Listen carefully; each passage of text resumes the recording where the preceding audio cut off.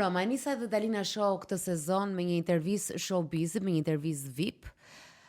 Por shpirti im edhe këtë sezon do jetë edhe është kryesisht tek seanca e parë, tek një program që u çdo të ende ndaj me Jonën. Jona, faleminderit që je rikthyer tek seanca e parë. Mirë se u gjeta. Më fakt më duket sikur të pash dije, sepse ne u bëm një intervistë bashk që para ca kohësh ishte për psikoterapin, në ato udhimin që unë bëra gjatë verës, në një udhim të vogël për të kuptuar më shumë për trupin, shpirtin, mendjen, por tani do i kthehemi prapë njerëzve, do i kthehemi seancave të gjata. Tema e paragjykimit brenda familjes. Është tema e cila unë e gjykova që ishte tema e duhur, pra nuk është një temë as shumë e fortë, pra është një temë shumë e zakonshme në historitë e familjeve tona. Gati në mbi 90% e familjeve kanë diçka, në qoftë se nuk ka paragjykime nga prindrit, ka nga komshinët, nga të drejtë për drejta nga fisi, dhe në qoftë se nuk ka paragjykime të drejtë për drejta, është gjithmonë një botë që përmendet. Kujdeset të pa bota, kush e di çfarë do thon ata, se do thon njerëz, do të shohin njerëzit. Pra ka qenë është shumë e fortë kjo. Ndoshta do i kuptojmë edhe me historitë se ngacmimet ne kemi parë që ndodhin jashtë, por në vërtet janë dhe brenda mureve të shtëpisë. Shikon, neve gjithkohës flasim për bullizmin, flasim për Kemi bullizmin. bërë një emision për për bullizmin në shkollë këto, unë dëgjoj edhe nga fëmijët e mi, muhabete të tilla, edhe fëmijët e mi për veten e tyre, nga të tjerë, por edhe si prind, dhe sidomos vitet e fundit si prind, unë jam bërë më shumë analiza vetes si prind se sa i kam bërë si vete. E shoh që sa e rëndësishme është se çfarë i thua, çfarë i përshpërit në shtëpi. Ajo është gjëja më e rëndësishme. Dhe madje këtu ishte një studim që thoshte, në qoftë se i ke prindrit krah teje, çfarë do të ndodhë jashtë, të paktën, dhe çfarë do të ndodhë brenda familjes tënde, në qoftë se dhe kemi një histori të tillë, në qoftë se ke një prind krah teje, ke më pak probabilitet shumë më të vogël për të pasur trauma. Është shumë e rëndësishme se çfarë të përshpërisin, dhe çfarë të thonë dhe si ta thonë në shtëpi. Kështu që unë mendoj që bullizimi më të madh e kemi në shtëpi. Jo vetëm paragjykimi, po edhe manipulimi ndodh më shumë tek familja, sepse aty kemi ato fakti që ne mbështetemi shumë në nevojat tona emocionale, në nevojat tona primitive për t'i plotësuar aty. Manipulimi është më i lehtë. Manipulimi është i tmeshëm dhe kur je prind e kupton se ç'a lloj fuqie ke në dorë. Manipulimi i fëmijës është një nga krimet më të mëdha që mund të bëhet. Këto lloj krimesh nuk diskutohen kurrë. Sepse nuk është vetëm çështja se si ndjet për momentin ose si reagon për momentin, por është dhe fakti që i bëhet hije e identitetit vet. Domethënë vishet ky person edhe e ndjek kudo. Domethënë dhe shfaqet, e kemi thënë dhe kemi parë se si çdo episod ka dalë, se si shfaqen gjithë historia e rritjes tek marrëdhënia që krijon në vazhdim. Edhe aty shfaqet edhe gjithë mënyra se si është manipuluar, se si është trajtuar fëmia, se si është gjykuar dhe paragjykuar. Edhe i nxjerr në pjesën e marrëdhënies ose gjatë gjithë procesit. Pra bëhet pjesë integrale e personalitetit, e identitetit tënd. Kjo është fuqia e manipulimit. Të filloj me historinë e parë. Do ta nisim sot Dalina Show me historinë e parë që vjen nga Kosova. Pseudonimi është Elona apo Ujvara? Pseudonimi Ujvara, sa pseudonimi i bukur Ujvara.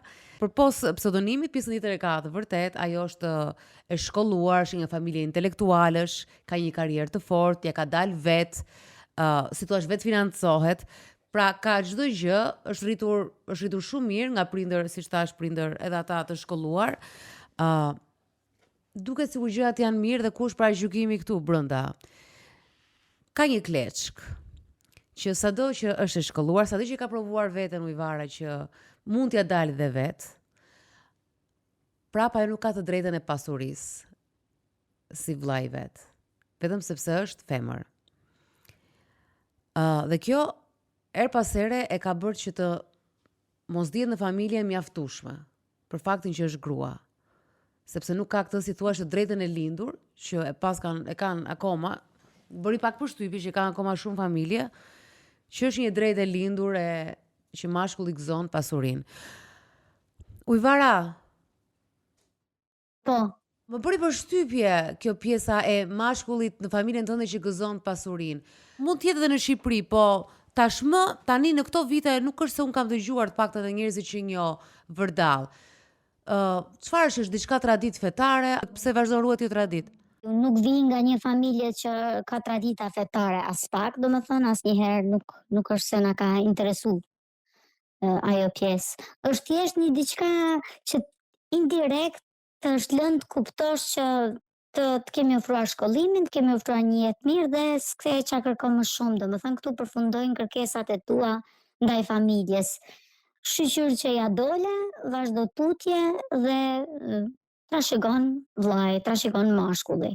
Dhe ajo që unë doja ta shpreha pikërisht për këtë, sepse nuk është diçka tipike si që e hasim fshatra, qoftë Kosova apo qoftë Shqipëri, që kjo është një tradit më shumë të themi se sa tradit fetare, por është diçka që vjen nga një familje intelektualësh që kanë ofruar gjithçka, po aty ka mbaru ajo oferta, domethënë. Oferta është mbaruar në momentin që ja ke dalë. Si ta them, është një lloj keq kuptimi këtu, andaj dhe është këtu kleçka, domethënë ja ke dalë, e morë, e bëra tikun atje, arrit atje dhe vazhdo tutje, domethënë se ne duam të përkraj moralisht, por jo financiarisht.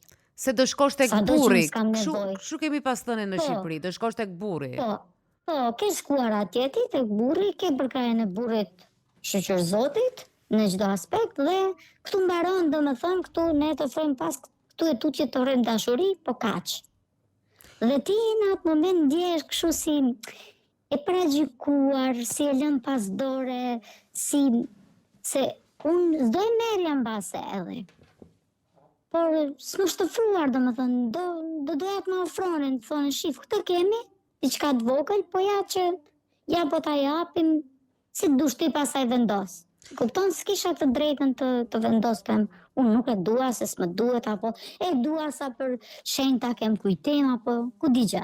Kuptoj. Ti the që mua më kanë thënë një lloj mënyre indirekte që të kemi ofruar shkollimi, gjithçka dhe tani vazhdo vetë sepse do i mbetet vllajt. Po vllai ka pasur të njëjtin përkushtim në këtë pjesë? Pra oferta ka qenë e njëjtë që edhe ti ke shkollimi, po ti ke edhe pronën? Po, oferta ka qenë e njëjtë, po. Nuk është se ka ndryshuar ai ndaj me dhe thotë, okay, tani prindërit thanë kështu, po unë mendoj se nuk është e drejtë. Jo, ka vazhduar kështu, njëjtë. Po shkollimin ka qenë dëshira jote apo edhe prindërit të kanë mbështetur për këtë pjesë? Jo, dhe prindërit më kanë mbështetur absolutisht. Absolutisht barabart kemi qenë deri në momentin këtu, domethënë, gjithçka ka qenë e barabartë. Po pse mendon ti? Se kur thua fjalën indirekt, duket sikur e ka lënë të kuptoj, por nuk është se keni biseduar ndonjëherë apo s'ke ngritur pyetje. Pse mendon ti që si pyetje? Ata si intelektual vazhdojnë? Po. Ata nuk janë më, domethënë. Nuk janë. Por është lënë gjithmonë të kuptohet që po e bëm edhe këtë, do ketë interferenca negative tek jeta pasi ata nuk do jenë më. Do ketë kështu mosmarrveshje me vllajin, do ketë mosmarrveshje me trashëgimtarët e tij, apo ku di gjë unë. Një lloj mendimi që duhet pastrohet gjithçka, që mos të lënë brapa kleçka që unë më tutje të kërkoj diçka. Ndonë se ligjërisht unë kam të drejtë të kërkoj. Tani prindërit e tu të kanë lënë ndonjë akt trashëgimie? Jo, nuk kanë lënë të shkruar asnjë gjë. Po atëre se ligjërisht është dhajtë e barabartë ajo. Besoj edhe në Kosovë, se në Shqipëri kështu është prona. Po atëre si e merr vllai këtë? Nuk e kemi bërë ende dokumentacionin, por unë nuk do e bëj, nuk do e kërkoj, sepse nuk ma kanë ofruar.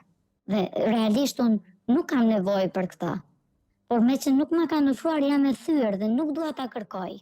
Kjo shia e keqe, kjo shia e paragjykimit që ma kanë lënë që unë nuk do e kërkoj, po edhe pse më takon. Kjo që të ngelet prapa që tua, po pse? Ivara, mund të pyes pak për dinamikën specifike që ka qenë në shtëpi. Domethënë ke dëgjuar ndoshta tek tu se si ka qenë çështja e pronës, domethënë kush ishte më mbështetës, ndoshta mami apo babi, diskutimet e tjera që janë trajtuar dhe ti ke ndjer. Po i kam dëgjuar, njëjti mendim ka qenë, që domethënë nuk duam ngatrojmë punën, nuk të takon, nuk mendojmë se të takon, mendojmë që kemi ofruar mjaftueshëm dhe kaq. Dhe duke marrë parasysh që i referohemi faktit keni qenë të gjithë të shkolluar. Domethënë e nuk ecte në linjë të drejtë me atë që ju po zhvilloheshet si persona, por akoma kishte dinamika të tilla. Domethënë që diskutoj akoma çështjet gjinore, se ku ti takon prona që ec pak me të çështjen e vjetër. Po, aty është ajo mos përputshmëria, domethënë. Ti nuk e pret që do paragjykosh, do Domethënë nuk e shkosh në një prisje. mënyrë? Nuk e prisje këtë lloj Jo, reagimi. nuk e kam pritur, jo. Dhe aty është ajo thyrja emocionale që të bëhet. Thyrje emocionale thua. Po. Ka ndikuar dhe te marrëdhënia me vllajën? Jo, deri këtu nuk ka ndikuar, sepse nuk ishte ai që e vendosi këtë. Dhe ne realisht nuk është se e kemi shtjelluar këtë si tema, por nuk e di, domethënë. Deri këtu nuk më duket se mua më ka ndikuar, por më ka ndikuar në vetveten që ta kuptoj që kam menduar që nuk do faktën unë me këtë nivel familje dhe shkollimi, unë s'do ta kem këtë çështje, s'do ta mendoj ndonjëherë. Pra nuk e pranon që është pjesë e familjes tënde ky diskutim. Pra shkon përtej pronës. The pak më përpara që nuk është çështja që të jepet një pronë. Por shikon një thyerje që nuk është diskuton. fare. Se faleminderit, kam bërë mjaftun për veten që dhe bashkë me bashortin që nuk kam nevojë, domethënë. Por të vjen dhe keq që nuk ka pas ndjeshmëri ndaj teje në aspekt të kësaj. Po, pikërisht aty është ajo që prekesh që të vje keq. Dhe të përcjell pasaj kjo në jetë. Po nga rrethi tjetër familjar, domethënë ai pak më i largët, ka diskutime cilat ti dëgjon ose mendon se kanë ndikuar tek prindrit, tek familja jote?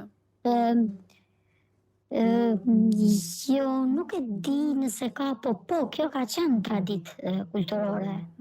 Ndonë se deri brezi, 3 breza mbrapa janë të shkolluar. Kjo ka qenë traditë që vajza domethënë nuk kanë marrë trashëgimin.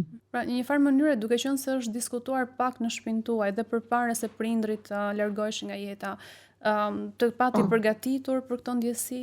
Kam qenë e përgatitur, po kam menduar se ne kemi të i kaluar këtë. Ka mbetur, domethënë si plak tek ty edhe në aspektin që ato nuk janë më dhe ndihesh pak e brektisur. Prona çfarë do thotë për ty? Do thotë simbolik e trashëgimisë, do thotë ti jesh pjesë e asaj diçka e familje, asaj qelize kryesore që ishte për ty gjatë rritjes. Dhe pse jo në rastet kur ke nevojë edhe për kraje financiare, për të vazhduar tutje. Pastaj me fëmijën të atë, domethënë i thu që këtë e kam dhuratë, e kam të drejtën time, që e kam trashëguar. Si e ndjeve gjithë të situatë që ndodhi? Domethënë çfarë të la në fund, nëse mund të japësh një fjalë? Një lloj rangimi si tipike siç bëhet tek ne si personi rangut të dytë, si grua, domethënë. Nuk je burr, fatkeqësisht i bën gjitha, ndoshta më mirë se burri, po je ranguar më poshtë. A mund të ndërpreset në diçka se më ka bërë përshtypje, ishte një studim që thotë nga Harvard Business Review që 75% e grave në karrierë të lartë raportojnë sindromun e impostorit më shpesh se sa burrat, pikërisht për shkak të pritshmërive të ulta dhe paragjykimeve gjinore. Dhe për ata që se kuptojnë, edhe unë duhet ta verifikoja, sindroma e impostorit janë njerëz që kanë arritje të larta, po duket sikur nuk i meritojnë ato, madje e ndjejnë vetëm mashtruese kur po gënjejnë për gjëra që kanë arritur realisht. Ti e ke ndjer këtë gjë? Absolutisht. E ke këtë sindrom, që nuk beson edhe pse zonja ja ke dal. Absolutisht. Këtë ta jep e gjithë shoqëria jonë. Mund ta them kështu me plot gojën. Si grua ta jep këtë përshtypje dhe ta e përforcon këtë çdo ditë. E ndjen ti këtë. Sepse jam e sigurt që shumë gratë shkolluara gjithandej në Ballkan sidomos e kanë përjetuar. Ti duhet të tregosh diçka më shumë kur hy në konkurse pune. Kur hy në punë që do t'i bësh ti që je më shkolluar, ndoshta me eksperiencë se sa një burr. Për të njëjtën punë, apo të njëjtën ku dëgjon. Shkollim apo edukim apo. Po marrëdhënia e babait, babai arriti ta njihte bashkëshortin tënd? Po, shumë e mirë. Ka qenë shumë Shumë e e mirë. mirë ishte. Po ti marrëdhënie me babin si e kishe? Domethënë çfarë forme kishte babai për Tepër ty? të mirë. Shumë të lidhur. Ishe i lidhur. Dhe kjo të prek pasaj, po. Dhe kjo vërtet që të lëndon, sepse padyshim të lëndon se pasuria janë njësoj deri në fund fëmijët, por mos ndoshta këtë nuk e kanë menduar dhe aq thellë. Këtë gjë është diçka dhe ndoshta vllai yt në raport me ty është Ka pak mundësi. më i dobët, mund të jetë dhe kjo, ose Po, mund tjetë duhet dhe ajo. kuptuar, nuk e di Po, pozicion e vllait tënd, po ndonjëherë është ajo po. ndjeshmëria që ka ndaj mashkullit, se thot ai mashkulli duhet të dalë mirë dhe para gruas edhe para fëmijëve dhe japin dhe këtë gjë, Po. se ndoshta ti e zonja ta Mendoj fitosh që dhe është vetë. pjesërisht edhe kjo. E kam menduar shumë gjatë dhe mendoj që është edhe kjo. Pak. Një pjesë e Vllai antiveprimi si është apo në raport, vendimi. në sukses, në punë edhe familje në raport me ty? Si e sheti? Është mund të them çik më i dobët. Por në raport me mua shumë mirë, po kështu në raport shoqëror dhe financiar dhe është më dobët se unë. Sado të zhvillohesh prap nuk ikin disa gjëra. Domethënë përfshihet Jo, edhe nuk në një ikin. familje shumë të zhvilluar. Domethënë Po, je gjithmonë në garë, je gjithmonë du të tregosh veten edhe më shumë, dhe më shumë, dhe më shumë. Dhe në fund pastaj kur merr një diçka të tillë thu, okay, po ç'a bëra gabim, domethënë ku ishte gabimi? Mua më bëri shumë përshtypje fakti që ti nuk do t'i shkosh fare ligjit dhe nuk do të merret fare me ligjit dhe ndaj barabar, sepse çfarëdo është thënë në shumë familje shqiptare, çfarëdo të thuhet, në fund bazëdhënies së prindërve ato përpiqen të jetë barabar, se thonë vare, le të thotë, okay, le të flas për vllain ai, s'ka problem, ti bie nëna apo babi, ato mund t'i bien muzikës tyre, daulles së tyre, në fund është ligji dhe i ndajmë barabar. Kurse ti refuzoj që të merresh dhe me ligj, thua jo, domethënë je marr nga ana emocionale. E ke parë emocionalisht këtë gjë. Apo jo, që Po, absolutisht, vetëm emocionalisht. Se nuk është se do përfitoj diçka shumë dhe do ta vën pikë pyetje pastaj marrëdhënie me vllain. Dhe nuk e dua këtë. Nuk kam parë dhe në disa raste të tjera në terapi që pjesa e pronës është edhe më shumë si lënje sigurie. Domethënë nuk dihet se çfarë mund të ndodhë me jetën e një fëmije, cili do qoftë djalë apo vajzë, edhe prindi që e mendon të barabartë ndarjen, i lë një formë sigurie aty, që edhe kur mos jem unë, nëse ndodh diçka në jetën tënde, ti ke një vend ku mund të vish. Se ne dim këto histori të vajzave që brektisen, vajzave që dhunohen, ndoshta Ujvara ka një tjetër qasje me partnerin, po ti lihet një siguri, është dhe prapë jo, ndihet si një prani. Po, të vjen keq që s'ke folur me ta për këtë gjë? në fakt po.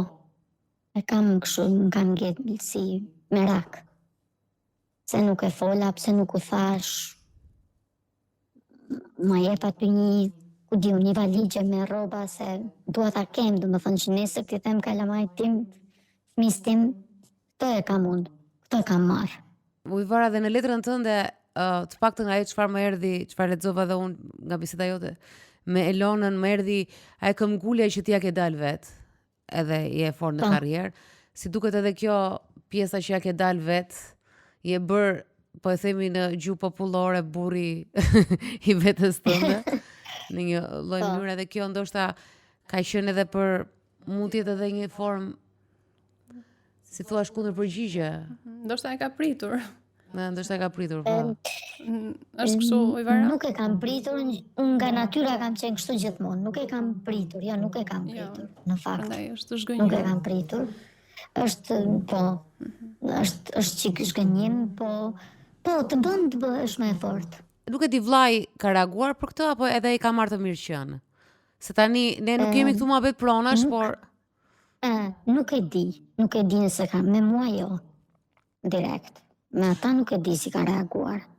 Dhe fakti që nuk e përmendim asnjëri nga ne që do bëjmë tutje, është, më duket se po ta përmend unë, ndoshta edhe ai do thotë diçka aty, po s'është se kam marrë guximin dhe nuk dua, domethënë sepse dua ta ruaj atë marrëdhënie, e kam të shenjtë. do të ruash marrëdhënie me vllain pa e komunikuar këtë gjë, edhe pse ti këtë gjë e vuan. Ti jemi, sepse edhe këtu ka ardhur sot, po telefonon, po e tregon, të ka ngelur peng. Ajo çfarë unë po kuptoj nga kjo bisedë, përpos fakti që ke gjithë të drejtat e tua që të ndihesh kështu, në qëra se ti e bindur që ke dëgjuar disa herë dhe kështu është, Po. shoh edhe një shmangje komunikimi. Okej, ikën prindrit, shmangje përballje me këtë situatë. Do ta vuash aty në atë vetmin tënde, të marrësh mësimet e tua, po edhe me vllajën e ke një lloj dhe këtu një lloj shmangje, mos prishësh balancën. Ti e di besoj që të gjitha këto shmangje janë peshën përgjithësi do e mbash ti dhe për shmangjen. Ti nuk e përgjithësi për pra ti mund ta kishe atë pjesë të pronës, në rast se ai pronë takon dhe ty dhe vllajën. Nëse mund të flisje me vllajën, ndoshta mund të kuptoj edhe një diapazon tjetër vllaj që mund të ishte i mrekullueshëm, se di. Ti nuk do. Ti ke frikë që ndoshta vllai nuk do jetë aq i mrekullueshëm në bisedë. Nuk aty pasaj kam ato pikpyetjet e mia. Por është shmangje komunikimi, jam dakord. Po jo, se kam fjalën që ne e bëjmë shpesh, të gjitha e bëjmë apo jo, jona që shmangje, po duke shmangur i rrim një linjë historie, i rrim pisës tonë. Dhe i rrim deri në fund pisës tonë, pa e pisa shpeshherë duke bërë monolog me veten gjithkohës, nuk ka zhvillim, kupton, është si një ujë ndenjur, i rri asaj pisës gjithkohës, e rrotullon në kokë, rrotullon në kokë dhe duke qenë se nuk e ballafaqon, nuk e hap, pra si ujë ndenjur, pra nuk ka kanale përballje, ti i rri aty ndërtimit asaj dhe ajo nuk të bën mirë. Kështu që ndoshta un po t'jap një këshill sepse të tërë kemi pistat tona që na rrotullojnë në kokë në situata të ndryshme, por ki parasysh që kjo gjëja mund të jetë edhe një hamendësim shumë i madh. Pra, përderisa nuk ka asgjë në të shkruar ose kanë qenë biseda traditash, mund të jetë edhe një hamendësim që ty të ka ngelur dhe ndoshta edhe ndjenjat e tua mbështeten mbi hamendësime sesa mbi fakte reale plotësisht. Dhe po ta them të si këshill që të të lehtësoj edhe ty në një formë, sepse me ta me prindër nuk fole. The fjalën indirekt është folur, me vllajën nuk flet dhe nuk e di, mund të jetë ai vllai që ti pret, se ti e nje më mirë se mua, që ti mendon se pret, që thot o motor, ma ka lënë babi, tash i vazhdo te burri jot, ose mund të jetë një vllai që thot ore, po pse s'te ti më patjetër, kupton? Që duhet ta kishte bërë vet. Por ndonjëherë përgëdheri më shumë se ç'duhet me familjarët tan. Kështu që unë besoj që ti prapë rrin në një hamendësim edhe diskutimet në fakt të vështira mund të zhvillojnë marrëdhënie më të thella. Sepse ne qëndrojmë gjithmonë te sipërfaqja dhe duket se marrëdhënia do qëndrojë kështu. Vllai mund ta merr për të mirë qenë, siç po e thonte edhe Dalina, që është në rregull të jetë e tillë ndarja, ndërkohë që ti vuan. Por mund të kuptosh dhe një tjetër aspekt të marrëdhënies me vllajën që ndoshta nuk është zhvilluar përgjatë gjithë kësaj kohe dhe pikërisht kjo mundësi mund ta bëj. Nëse ai ka një reagim që të thotë të kundërshton në nevojën tënde, mund të marrësh dhe ti një ide se si është vllai në mënyrë se si të percepton ty. Nuk është e lehtë, është e frikshëm të flasësh për gjëra të tilla sepse e kuptoj që ti ke frikë të humbasësh marrëdhënie, por në fakt kjo gjithë kjo histori ka nxjerr një element tëndi, no, të përballjes. Unë e di për fakt që nuk dëshira e tyre nuk ka qenë që unë të trashëgoj, por që nuk e kanë folur direkt, por e di se është përmendur disa herë. Nuk e kanë diskutuar me vllajën, po që do vi dita dhe do diskutohet sepse do duhen rregulluar gjitha dokumentat një ditë dhe patjetër që do hapet kjo temë. Duhet më ofrohet, domethënë, kanë dashur të më ofrohet dhe unë ta kem të drejtën të vendose, dua apo se dua. Dua t'ja jap dhurat dikujt apo. Prandaj është shumë e rëndësishme dhe këtë e kam frymëzuar dhe sapo e tham pak e prekëm me Jonën, tani frymëzuar nga historia e prandaj është shumë e rëndësishme se si sillin prindin dhe ç'a bëjnë. Se tani kupton e lë dhe fëmijën, tash fëmia u varash i grua, po them prap fëmijë është i lë fëmijët me një pikpyetje të madhe. E lë fëmijën me një pikpyetje, mund ta lindë fëmijën në një konflikt me vllajën e vet, mund të krijonte një konflikt, pra mund të jetë një gjë e mrekullueshme, por mund të jetë një konflikt i madh. Mund të jetë një thot vllajë tash është mbylla i muhabet. Kështu që kjo është një problem, një përgjegjësi shumë e madhe që duhet të kenë prindërit, duhet të kenë shumë kujdes me këtë pjesë, se shiko se enden fëmijët. Domethënë ato e mbaruan punën e tyre, thanë kjo është tradita, po se ç'a traditë është kjo? Se ç'a do ndodh? A do jetë ujvara, nëse pas nesër ujvara mund të mos ndodh kurr, po mund të ndahet nga burri. Ajo ka fëmijë. Pra këto gjëra, këto janë pas sens dhe duke frymëzuar nga historia e Ujvarës, kështë thirrje edhe për të tjerë që ndjekin këto tradita, kur ndishni ju këtë lloj traditash, mendojeni një herë se çfarë po bëni, se nuk e keni një fëmijë të njerëkës apo të burrit. Domethënë një fëmijë të vetën apo të njerëkës, se çfarë ndodh më vonë. Nuk është femra të iki, mashkulli të riktu, apo femra, jo se ka dhe gra që në fakt më shumë duan gruan se sa çuni, se thotë çuni e mban gruaja tjetër, gocën e kam për merak e kam, kështu që mund të jetë edhe është dhe e kundërta, ka dhe raste që njoh të tilla. Por në çdo lloj rasti nuk ka pse të ndahen edhe ajo shtëpi ku kanë jetuar dhe ke rritur 2 fëmijë, të cilët kanë ardhur në jetë dhe nuk e dim se kanë ardhur në jetë, domethënë ke ardh ti, ke rrit ti, nuk e zgjodhen vetë vinin në jetë. Nuk takon të dyve dhe kaq mbaroi muhabeti. Krijojnë tash pikpyetje edhe gjëra që pastaj shkojnë edhe në gjëra më thella emocionale. Krijojnë pengje, pikpyetje për veten. Po kuptoj që Ujvara ndihet deri diku e braktisur nga kjo. Fakti që nuk është qartësuar, do të jepet një pjesë e asaj që ajo e lidh me simbolikën.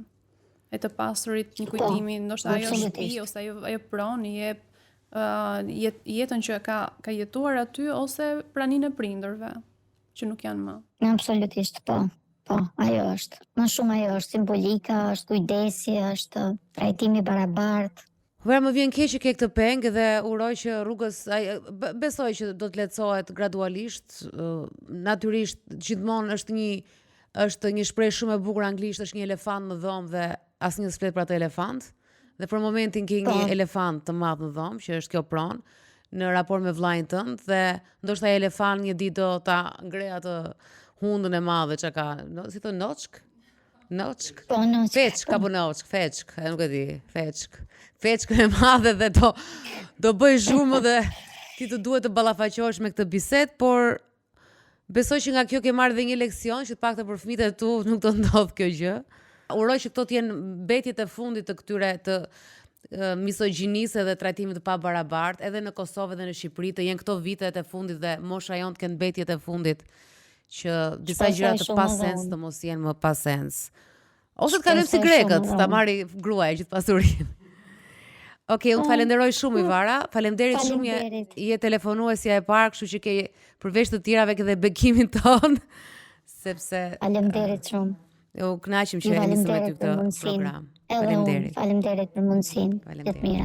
Tani jemi në një rast tjetër, është një rast shumë interesant, sepse është ai rasti që e diskutuam, e përmendëm tani në diskutimin që bëm me Ujvarën, e përmendëm dhe në fillim rëndësinë e prindit, se çfarë rëndësie ka prindi dhe se si prindi të mban kokën në vend, kur familjen pjesën tjetër e ke kundër. Sepse kemi parë edhe nga të kujtohet edhe tek historia e narcizmit me Dajen, që në një moment vepruan prindrit, se deri atëherë Daja kishte marrë pushtetin dhe në familje shqiptare, duke qenë se ne kemi jetuar shumë me njëri tjetrin edhe ndoshta edhe në një ambient, në të njëjtën shtëpi, kam pas shumë thënie dhe vazhdojnë akoma në shumë vende, ka fjala e pesha e gjyshit, e xhajës, e hallës, e këtyre domethënë akoma dëgjohet në shumë familje, dhe është dëgjuar dikur akoma dhe më tepër. Në këtë vazhdën e gjërave pa sens që quaj unë. E tillë është dhe kjo histori. Në rast se nuk do të ishte për familjen e Violës, Viola mund mos ishte në shkollë, mund mos ishte edukuar, mund të kishte marrë jeta sa mund kishte marrë drejtim tjetër, po të dëgjonte gjyshin. Pra babain e Viola ishte baba i babit? Po, ishte babi i babit.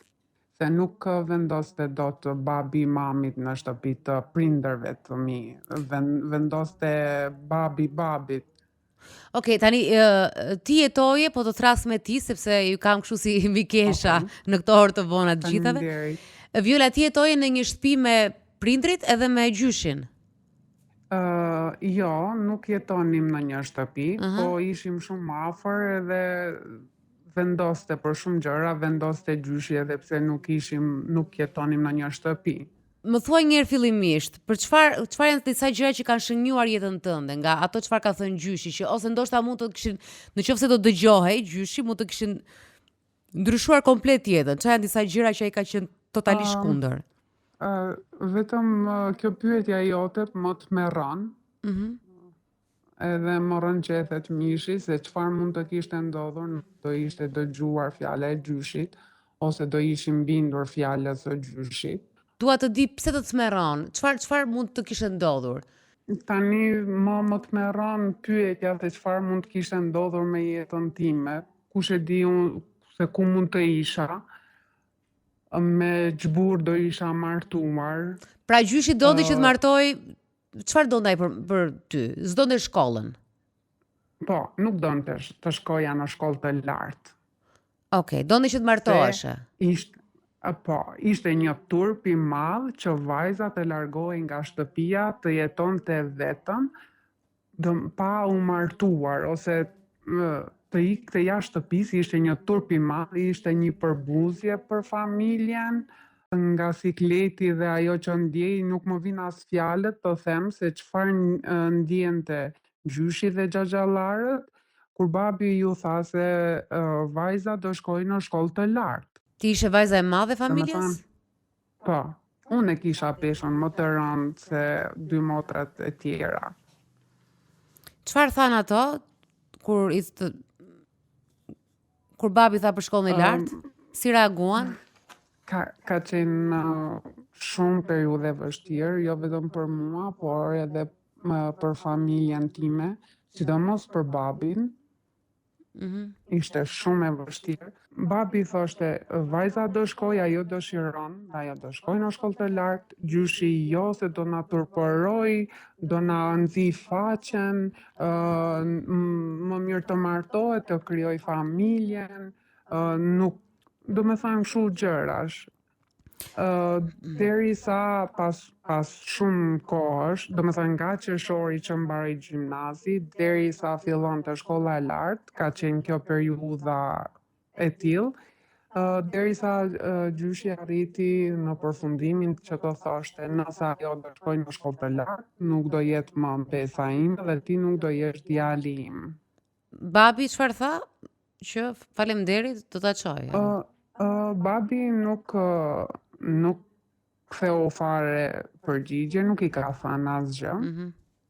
Thjesht ne vazhduam. Para se ai të thoshte këtë fjalë, gjyshi ti thoshte këtë fjalë, babi ka thënë, ajo është vajza ime dhe po bën diçka, unë mendoj se ajo po bën diçka të duhur për jetën e saj, për veten e saj, dhe nëse ajo e dëshiron dhe unë e logjikoj të duhurën, ajo do e bëj dhe do vendos unë për vajzën time, nuk vendos do ti nuk më ke pyetur mua se çfarë ke bërë ti me vajzat e tua, i ke martuar, do me thënë, ka marrë edhe, më vjen shumë keq ta them këtë gjë, se kur paguan diçka, ajo quhet shitje, quhet blerje, ka marrë rishfet nga njerëzit që ka martuar vajzën e tij, do me thënë hallën time, që e gjithë jeta i ka shkuar e zez. Edhe babi tha, ajo është vajza ime dhe vendos unë për të, nuk vendos do të ti. Edhe pastaj gjyshi tha këtë fjalin që nëse ajo do shkoj, nuk është më mbesa ime dhe as ideali im. Dhe që atëre nuk folën më? Çfarë ndodhi?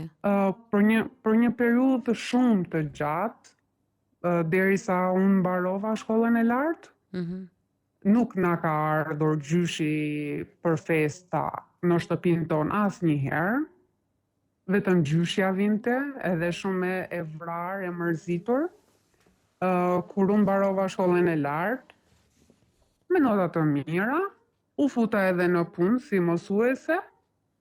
Atëherë, pastaj kur dëgjonte fjalë të mira për ne, ai vinte si me turp në shtëpinë tonë, me kokën ulur, dhe kjo ishte krenaria më e madhe për mua edhe për prindërit e mi. Gjyshi vinte me kokë ulur, the si në turp, që shoh dje një lloj kështu si dëgjësimi. E tha ndonjëherë kështu me... E di që ne kemi të vështirë shqiptar të flasim shumë, por... Absolutisht jo, nuk e ka pranuar kurrë. Po xhaxhallarët ishin pjesë të kësaj ftoje? Normal, ata nuk kanë vajza, do me thënë kanë vetëm djemë, edhe kishin shumë të thjeshtë të t'i shanin vajzat, t'i ofendonin, të nxirrnin nga goja çfarë do lloj fjale ofenduese. Po, se menduan, tani, që të kuptoj, ti i arritur në një provincë, në një qytet të vogël?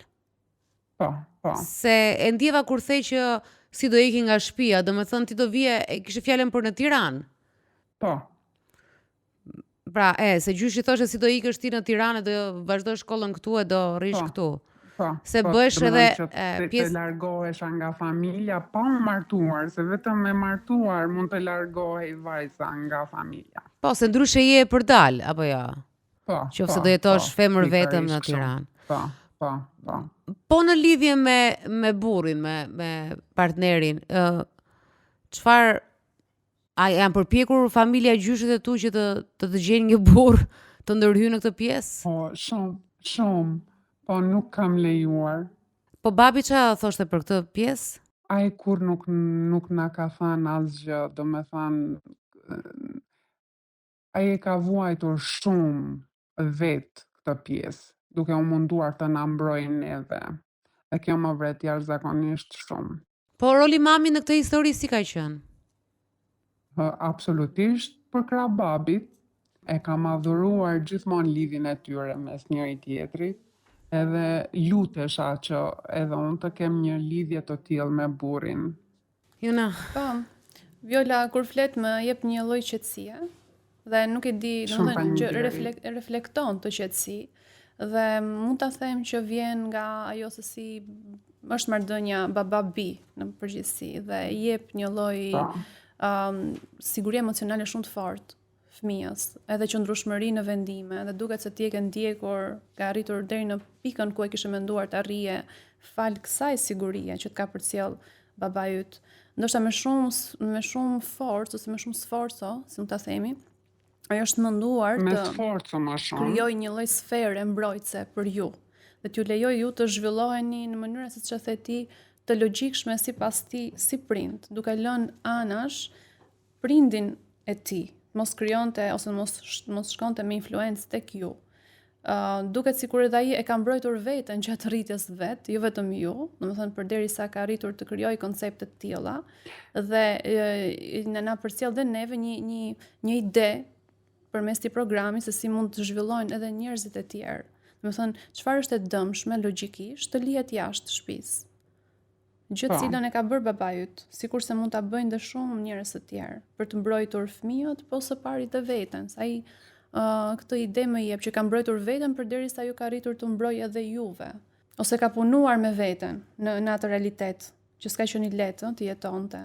Absolutisht që e ka pasur shumë të vështirë. Pra ju ka treguar se si e ka arritur, domethënë të largohet prej gjykimeve të tjatit, dhe pse ka qenë një burr, ndoshta e ka pasur më të lehtë të zhvilloj veten, por sidoqoftë ka pasur dhe ai barrierat e veta, se paragjykimet aty fillojnë. Unë jam prind vet, kam një vajzë, edhe tani e mendoj më ndryshe dhe e kuptoj më shumë, e ndjej më shumë se çka përjetuar babi. Unë nuk toleroj asnjë të më ofendoj vajzën, të më shaj vajzën. Kushdo qoftë, unë nuk e di, unë bëhem më bish se babi, nuk kam atë urtësinë që kishte babi, po nuk e di, bëhem me thonjë do luftoja për fëmijën tim. Ti e ke më të lehtë tani, sepse është një epokë tjetër, është një sistem tjetër, edhe e ke më të lehtë që të ngrihesh dhe ke duar trokitesh nga shumë njerëz që se ngrihesh të mbrosh fëmijën. Kurse e para mua njerë më duke sikur ardha jote sot këtu është një letër për babin, dhe ti kim për babin më shumë sa për gjyshin. Kështu më duket mua, ti doje që të nderoje babin tënd në një lloj mënyre. Absolutisht që po. Meqense dhe nuk jeton më, dhe baba yt e ka pasur më të vështirë sepse tek burri është edhe ajo që quhet sedra e burrit, dhe sedra dhe marrëdhënia e familjes, që si në kryeqytet ashtu edhe në provinca është e fortë edhe shumë e vështirë, sidomos për burrin që të shkëpus marrëdhëniet me prindin, se me vëllezërit edhe ka ndodhur shumë shpesh, por që me ato. Ky është mendimi. Dhe sidomos kur ka dhe gjithë familjen kundër, vëllezërit e këto, kështu që babi yt e ka pasur më të vështirë dhe bravo i qof, sepse i ka qëndruar, ka vënë prioritet, ju ka vënë juve. Për mendimin tim, duke pasur një edukat të tillë nga prindërit e mi, është gjëja më e pavënd, nuk di çemër t'i vë, nëse burri e ruan sedrën për të dëmtuar shpirtin e tij që është fëmia. Dhe këtë e bëjnë shumica e shqiptarëve dhe është gjëja që urrim më shumë. Është e vërtet, në fakt, edhe e tha dhe Jona, po e përmend edhe një herë këtu sepse kam të shkruar që 70% fëmijët që kanë një prind mbështetës kanë 70% më pak gjasa të zhvillojnë trauma afatgjata. Është statistika. Është goxha numri i lartë 70%, domethënë sa e rëndësishme është prindi dhe kështu që ti ke qenë e bekuar me këtë baba që vuri para fëmijën, sepse ne kemi dhe historinë që do vim më pas që është e kundërta. Dhe aty po të dëgjosh dhe historinë dhe dëgjosh gjatë transmetimit që të ndjesh 2 fish më e bekuar, ti patjetër që njeh dhe histori të tjera, po të ndjesh 10 fish më e bekuar që ke këtë baba dhe të ka shpëtuar sepse po të dëgjonte gjyshi ti do ishe martuar me njeriu që nuk do. Shumica e shoqeve të mia kanë pasur burra që i kanë keq trajtuar, lloj historish të tmerrshme. Që kam një pyetje, Jona, meqense jemi te kjo pjesa e keq trajtimit. A ka të bëj për zgjedhja e një mashkulli, nëse babai ka pasur të ka trajtuar me respekt ty si grua, si femër, dhe të ka mbështetur në lirinë dhe identitetin tënd. A është kjo shumë e rëndësishme edhe në përzgjedhjen ose në shmangjen e dhunës? Tash se ai që mund të dalë i dhushëm ti nuk e di këtë, mund të jesh edhe nga i familje, por që të paktën menaxhimit ose ka shumë ndikim, sepse babai është figura parë e mashkullit që ti ke kontaktin edhe të mëson se si duhet të trajtohesh. Siç e tham, fakti që sjell një siguri të madhe tek fëmia, vetëm ajo mbështetja ose ti japësh një formë respekti vajzës që në fillim i mëson asaj shumë kritere, shumë standarde që ti marr edhe në marrëdhëniet e saj me meshkuj të tjerë. Patjetër. Vjola, unë falenderoj shumë për historinë. Kjo ishte një mesazh shumë i mirë, do të thënë erdhe në një formë siç thash ti, erdhe për një dedikim për babain tënd, që të ka shpëtuar ty nga një, siç sapo e diskutuam, të ka shpëtuar ty nga një devijim apo një devijim, një rrugë tjetër që mund merrte jeta jote që nuk do të ishte ndoshta aq e bukur e qetë e paq sa që është shumë larg. Do ishte shumë larg. Do ishte shumë larg edhe kjo falë edhe prindërve të tu. Ishte kjo histori më shumë një leksion edhe për të tjerë, për prindërit e tjerë. Jo se nuk ekziston, Dalina. Ekziston patjetër. Ekziston sepse unë shikoj, domethënë, sidomos familje që jetojnë me prindrit brenda, me vjerin, me vjerën, kanë gjithmonë konflikte të tilla ku ata kërkojnë dominancë në familje. Vjera dhe vjeri. Po. Dhe ka trajtime të njëjta siç i referon edhe Vjola. Më bën përshtypje për vjerin se më duket sikur vjeri nuk ka më dominancë sa vjera. Në varësi të nëse ju ndërpres, po jeta mamit nuk ka qenë, domethënë, aq e lehtë nga gjyshi. Po patjetër edhe babi rrugës e mësoi. Po normal, po nuk ka qenë as pak e thjeshtë. Mos të kishte babin, nuk e di. Mos të ishte babi i tillë, nuk e di se çfarë mund të kishte ndodhur me lidhjen e tyre. Një pyetje, gjyshi sa vjeç ishte në atë kohë? Ndoshta 60. Okej, ka qenë në formë. Po. Aq, më pak se 60, pak më shumë se 60. A ishte ekonomikisht mirë? Kishte fuqi ekonomike? Po, kishte. Ishin mirë. Okej, se këtë ka të bëjnë... Edhe gjyshi, edhe xhaxhallarët, edhe babi ishin mirë. Okej. Po thjesht mentaliteti se do shaheshim, do me thënë, jo se nuk kishim mundësi ekonomike, po ne kemi qenë shumë fëmijë dhe normal unë mezi po rris një vajzë, jo babi 5 fëmijë, babi dhe mami 5 fëmijë, e kishin shumë të vështirë dhe të gjithë jemi shkolluar, jemi me poste të larta dhe të jenë 3 fëmijë njëkohësisht në shkollë të lartë nuk është as pak e vështirë dhe larg shtëpisë. Po prapja dorët edhe prap keni, siç thash, keni një bekim. Vjera, falenderoj shumë. Shumë faleminderit. Faleminderit për historinë e bukur. Të ketë sa më shumë baballar të tillë. Ka pa dyshim, Si por ja babi. vjen ti edhe thua dhe kështu që se ndonjëherë në këto histori dramatike kemi dëshirë që këto qarkullojmë më shpesh, jo historitë e lumtura, bëhen më virale, kështu që janë historitë si e jotja dhe të tjera që ne do të cillim gjatë programeve, që do ta bëjnë të dukshme edhe atë pjesë.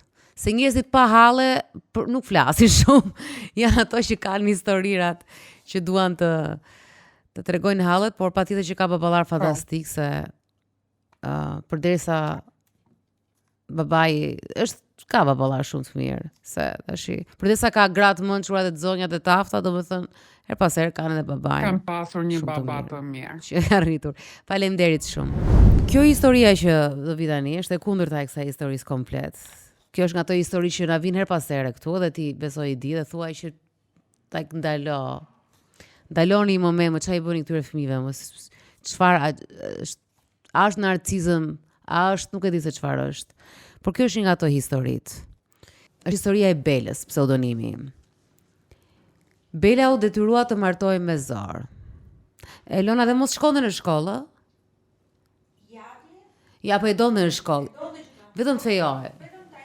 Ta ishte qafe, po. Shkolla nuk e kishte problem, po ta ishte qafe. Dhe e hoqi qafe me një njeri që ajo që në javën e parë, në kafen e parë, kuptoi, tha, i sekond se ky nuk është për mua. I dhunshëm. Masakre vërtet. Dhunë të rëndë, po them masakre sepse e ka dhunuar 6 taxanis dhe ka humbur fëmijë 6 taxanis. Dhe humbi 2 herë 6 taxanis. Po, fëmijë e parë dhe tretin. Ktheu, lidhu, ktheu te prindrit, ktheu te burri jot, të mbaj burri, mos e marr vesh bota, shko atje. Dhe derisa Bela një herë tregon që babai tha më mirë të vrasu sa të kthesh në shtëpinë time. Të kthej, po. Po, se nuk dëgjohesh, kështu që bëj përsëris. Kështu që kur Bela kishte arritur kulmin, nuk rrinte dot me ata, do të kthejnë familje, thoshte ai më mirë të vras sa të kthesh. Nuk mund të kthesh tani, s'ka marr ai një herë. Dhe Bela nuk kishte as ndihmën e nënës. Është histori e rëndë. Kemi një hendek shumë të madh të zhvillimit, mos zhvillimit ose edukimit emocional. Ne nuk mund të justifikojmë ndoshta me faktin që kemi pasur shumë tranzicione apo kemi pasur emigrime, cilat e kanë, domethënë, mund të justifikohet deri në një pikë, por patjetër kjo hapësirë e mos të rënë në kontakt ose të mos kesh edhe luksin ndonjëherë të zhvillohesh emocionalisht krijon dhe të tilla çështje. Pra mund të jetë një nga arsyet kryesore pse ndodh paragjykimi në familje, përveç faktit që kemi edhe presionin e jashtëm, shumë të rëndësishëm. Po këto janë deri në shmenduri, kjo s'është shkon dhe për tej. S'është prindërim. Kemi Belën në linjë? Bela? Alo, përshëndetje. Përshëndetje. Tani ti ishe në lidhje, po na dëgjojnë që unë po thoya që kjo është shmenduri, ajo çfarë të ka ndodhur ty në fakt. Po, dëgjoja. Po, tashi unë jam pak e sinqert, po është e tillë. Domethënë është një histori që na ka lënë pa fjalë, është një histori që unë e lash për në fund, sepse ishte e rëndë. Para kësaj historie ne kishim historinë e një babai që nëse s'do ishte ai dhe do e mbronte fëmijën e vet, atëherë vajza do ishte detyruar dhe ajo ndoshta të kishte një jetë tjetër, e detyruar nga gjyshi apo nga xhaxhallarët, por ishte babai ai që e mbrojti. Ndërkohë prindi që duhet të mbrojë, në rastin tënd nuk ka qenë e tillë apo ja? Jo, nuk ka qenë as pak e tillë. Si fillim ju përshëndet të dyjave. Shumë urime për emisionin, sepse vërtet unë nuk kam ndjekur që në hapat e parë. Faleminderit shumë. Kam ndjekur çdo episod dhe sinqerisht them që jeni shndruar në zërin e brendshëm të gjitha ne grave shqiptare që në një mënyrë ose në një tjetër i kemi vuajtur ato pasojat e mentalitetit tonë si popull. Pa. Faleminderit. Domethënë historia ime ka nisur që kur kam qenë e vogël, domethënë Të ditën që linda, mund ta sjellim në këtë formë që unë lind nga një dëshirë e madhe për të pasur një fëmijë dhe shumë vite prindërit e mi nuk kishin mundësi të bënin fëmijë, ime më nuk ngele sa xhan. Vini domethënë dhe gjithë i kishin bërë mendje që unë jam djalë. Duke qenë se në atë periudhë nuk ekzistonin ekografit, ditën që unë lind, nëna ime gëzohet normalisht, ndërsa i matë ngelet keq se të pretendonte që të kishte djalë të parin. Që aty fillon me gjithë kalvari, vuajtjeve dhe sikleteve që unë kam kaluar në jetën time. Pas meje lindin dhe fëmijë të tjerë në familje, domethënë u bëm 4, por që unë isha vetëm e vaj. Kujtoj domethënë fëmijërinë time kam pas një fëmijëri të trembur, një fëmijëri të paragjykuar sepse unë isha vajzë, unë nuk kisha të drejtë flisja, unë nuk kisha drejtë jepja një mendim. Domethënë kam parë situata nga më të rëndat në shtëpinë time, ku edhe nënës time i mohoi e drejta fjalës apo e mendimit, duke filluar nga minimalja një shpull që pse folet ti para meje, se unë jam burri në shtëpi e mos flasim pastaj për gjëra të tjera. Duke u rritur në këtë mënyrë, normalisht nuk është rritesh një fëmijë që më mësojnë si gjithë të tjerët, sepse normal ke atë frikën që jo po mos flas, do më thonë diçka, ose do që jem shtrembër, ose një fjalë më shumë, një gjë më shumë do me thënë më peshonte. Unë si gjithë vajzat e vogla kisha ëndra, pastaj isha shumë e pasionuar pas këngës, doja shumë të këndoja dhe doja edhe unë ajo vajzë e televizionit që shikonin. Por që familja ime më ndaloi ëndrën, edhe pse ju luta shumë që ta vazhdoja, nuk më lan absolutisht, sepse ti nuk do bësh ato spërdalat që ne shohim në televizor.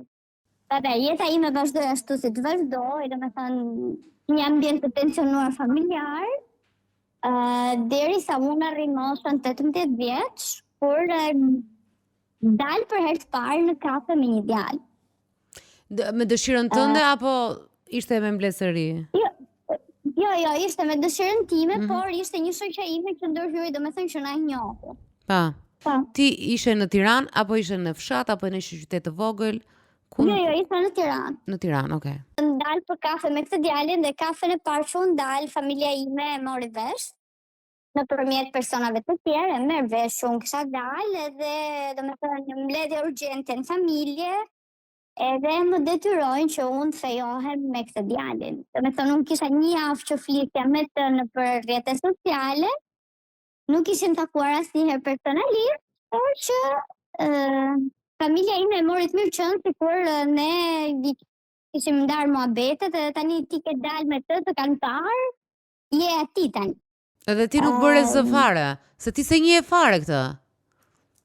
Unë sado që isha kundra, domethënë ishte pa përfillshme fjala ime duke qenë se vendoste i matë. Më fal, po ai djali kishte edhe një mendim?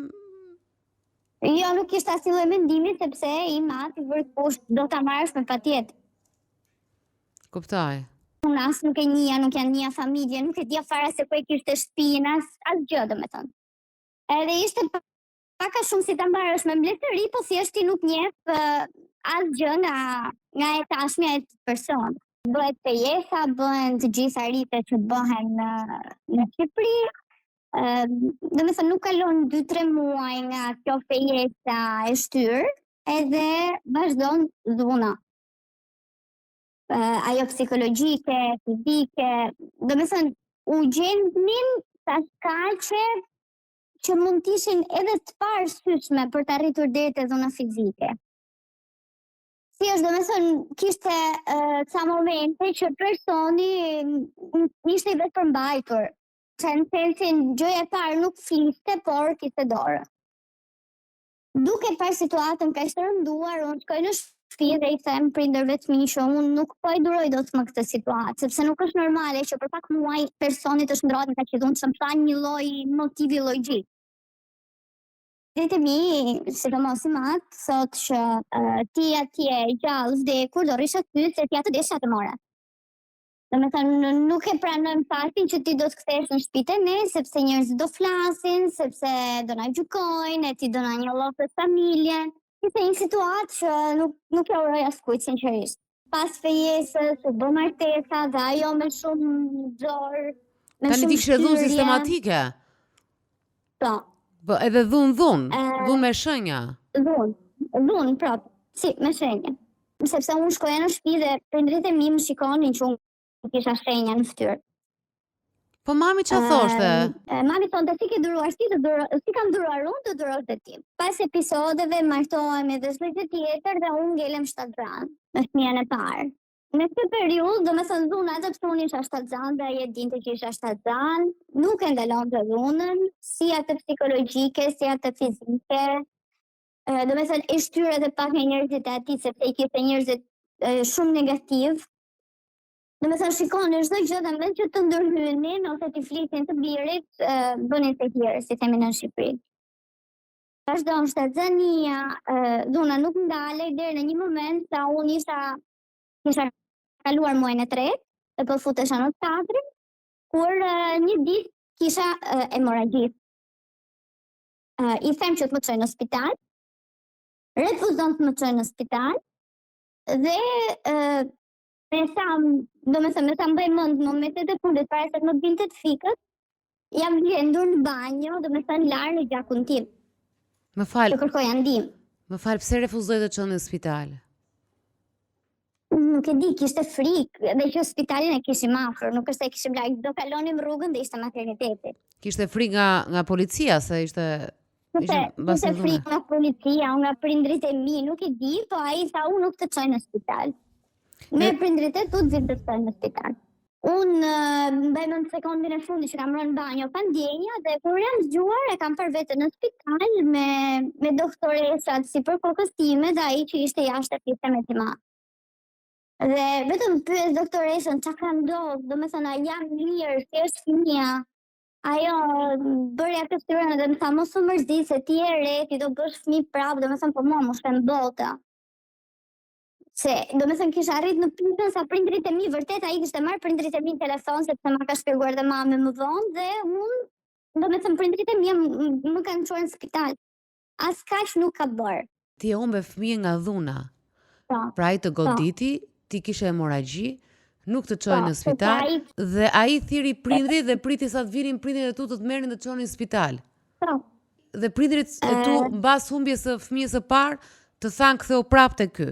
Jo, nuk reaguam fare, domethënë është një gjë normale, ti do bësh fëmijë prapë. Të thanë prindrit. Po, ti je shumë e re, mos u bëj më radhë. Ti do bësh fëmijë të tjerë, do bësh fëmijë të tjerë edhe pse kishe ngrënë shkelmi në bark. Domethënë mund të ishte si do situata, pra e rëndësishme që ti do bësh të tjerë. Me të njëjtin njeri. Pra, edhe pse ti abortove, fal dhunës së këtij njeriu, dhunës së vazhdueshme, që të bëri me hemoragji, që desh vdiqje se mund kishe vdekur, mund kishe humbur shumë gjak, derisa të vinin prindërit nuk e di si ishte situata, se ato janë delikate, dhe ti ke qenë me fat.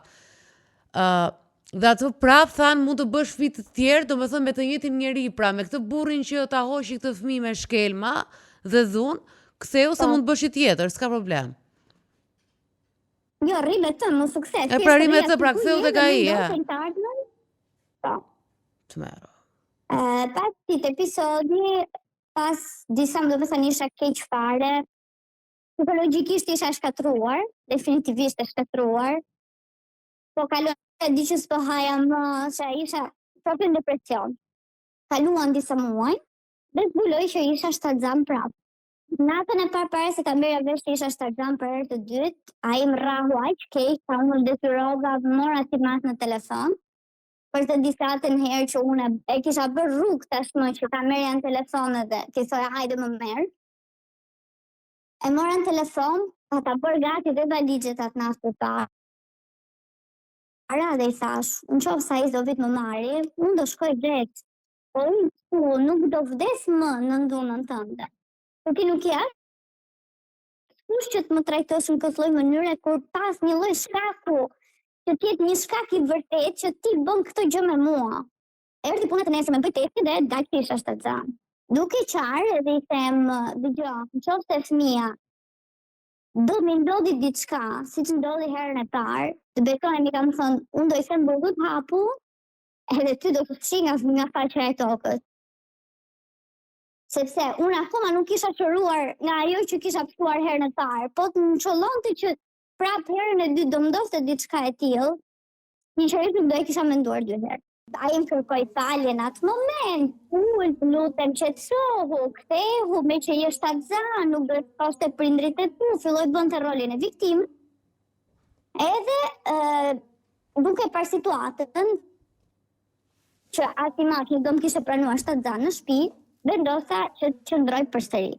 Tani apo e se ky nga fjalët e bukura që më thanë fillim nuk mbajtja e shtëpisme, domethënë dhuna nuk ndalej.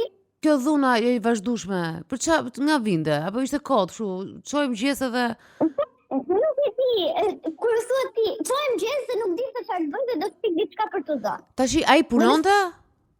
Sa nga arsyet më banale. Po, punonte. Ti punoje? Jo, unë nuk punoja. Po ti pse s'punoje? Unë vazhdova universitetin, isha në shkollë, isha në shkollë, edhe në momentin që mbarova universitetin, ngela shtatzan. Po ti ishe në shtëpinë e atij dhe jetoj me të ardhurat e atij. Po. Edhe me prindrit e atij. Në një moment të fundit që ndodhi një ferr i madh në shtëpi dhe unë isha 8 muaj shtatzan, unë nuk durova më dhe shkova te i madhe dhe i thash, unë nuk do kthehem atje. Ti ndash më vrit, më ke në dorë, po të paktën më vrasë shtëpi, më vrasë një dorë e dikujt që s'më ka rrit. I matë më shtynte, ti mos e përtëgjosh, por ti matë, ti bish lindet një fëmijë në shtëpinë tonë, ai nuk është gjaku jonë, është gjaku atij, sepse në Shqipëri fëmia është gjaku i tjatit, pavarësisht kush e mban në bark 9 muaj. Po pra po, gjaku i tjatit, po jo kur të vjen fëmia e dhunuar edhe ka dështuar fëmijën e parë me gjak. Edhe vjen me të dytë, më falë se ma acaron shumë të është i ka ardhur e rrahur edhe 8 muajsh. Vjen puna, domethënë nuk i gjeta zgjidhje situatës me familjen time, sepse po më shtynin prapë që të kthehesh tek ai, e merrin telefonin, thonë hajde merre, se ne do ta zbusim, ajo do bjerë, ajo do pranoj që të kthehet prapë. Marr një të afërmin tim në telefon, që ishte jashtë shtetit. Edhe i them, shiko, e vetmja zgjidhje që ka ngel, o do më marrësh ti atje, që unë të shpëtoj një herë e mirë nga këtu, si nga njerëzit e atij, si nga njerëzit e mi dhe unë të shputem nga këtu, do me thënë ka arrit e fundit, sa unë nuk po i gjej dot më zgjidhje, sepse unë nuk kam asnjë lloj njeriu tjetër. Familjen time e kam kundër, asnjë të afër nuk më mbështet sepse është turp i madh që ti të lësh burrin dhe ti ke shtatzan. Po kjo që more kjo që more ishte kushëri, çfarë ishte? Jo, ishte një mik i familjes. E dinte paka shumë historinë, kishte dëgjuar paka shumë që unë kisha probleme, edhe më thotë, "Okej, do ta presum biletën, nisu, dhe do të presum këtu." Sepse problemi ishte që unë isha 8 muaj shtatzan, unë në avion nuk ishte dotës, më linin tipja. Dhe jam detyruar të nisem me tragedë. Por në një moment, duke menduar thellë, duke qarë me veten kur isha në port, do me thënë dhe pendohen dhe veten time ka qenë gabimi më i madh që kam bërë dhe unë e pranoj. Që unë e marr përsëri në telefon edhe i them, shiko që unë po iki. Qofse do të kesh shansin e fundit që ta shohësh të lindi, hajde me mua. Po e ke menduar si nën këtu? E ka menduar si nën. Më dhimbte shpirti që unë, domethënë të lindja një fëmijë dhe mos ta kishte tjatin kur e kishte gjallë.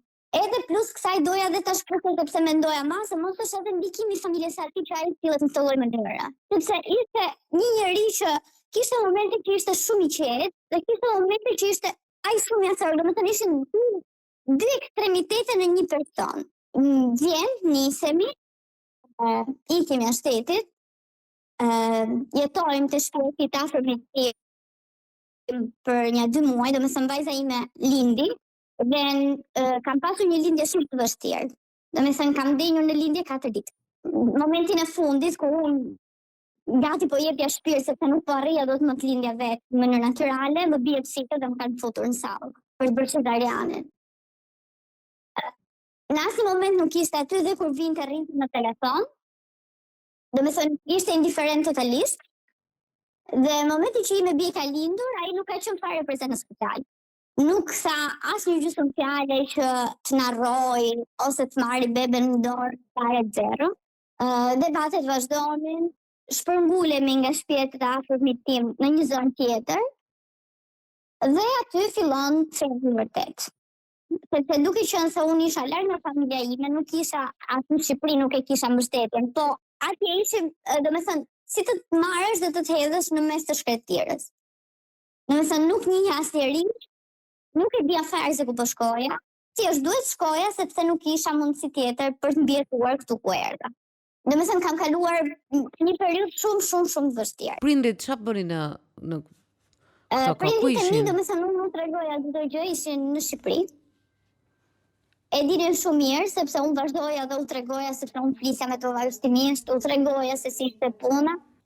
U detyrova të marr mamin tim, që të më mbante vajzën që e kisha të lindur. Duke parë situatën në shtëpi, mami im nuk mbente asnjë muaj, edhe sa unë nuk i duroj dot sa të shoh ato situatash që po shoh në shtëpinë të mi. Që ai sa po të godet në syrin tim. Bëni ju, zgjidhni ju. Po vëllezrit, sa vjeç i kishe vëllezrit? A kishe ndonjë Vëllezrit i kisha më të vegjël se vete. Po që i dinin edhe ato i dinin situatat. Po që nuk reaguan, domethënë ndenjën jashtë çdo gjëje. Domethënë unë isha e vetme kundër atit dhe kundër gjithë botës. Tani Duke qenë se ishim edhe pa dokumenta, e kisha jetën shumë më të vështirë, sepse kur ke dokumenta, okay, ja bën zgjidhjen, gjen një punë, del, po duke qenë pa dokumenta, nuk mund të lëvizja. ti pastaj u shkëpute, ike prapa apo ja? Një moment para të këtja, domethënë e kuptova që më trastonte, vazhdonte lente lek në për bizos, në për këto makinetat e këto gjërat, edhe ja bëra qartë. Që ti do flesh në dhomën tënde, unë do flesh në dhomën time, duke qenë se kemi dokumentat në mes, do presim derisa të marrën puna e dokumentave dhe ti në rrugën tënde unë në time.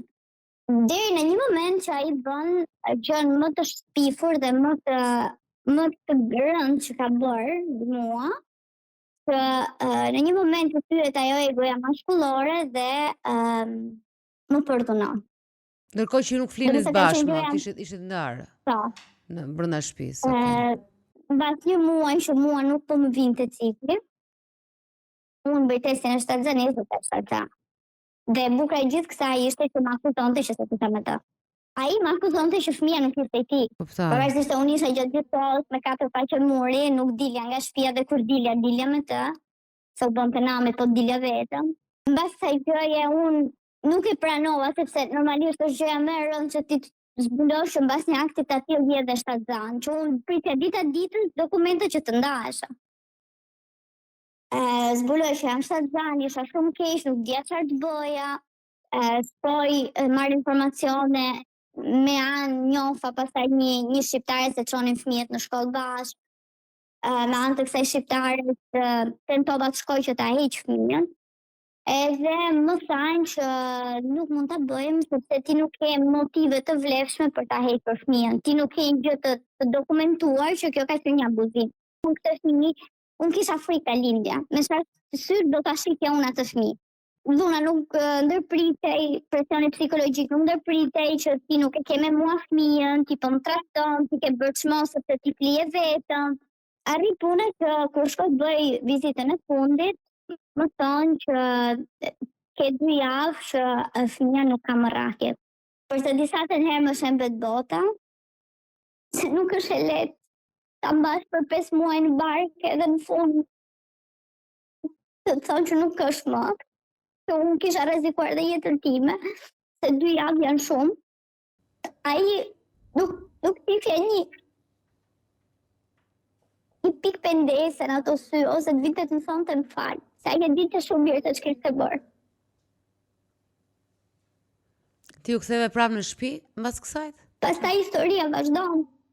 Kthehem në Shqipëri, marr dokumentat, kthehem në Shqipëri, isha shpirtërisht topash, domethënë nuk isha në gjendje as të merresha me vajzën. E kisha vajzën të vogël.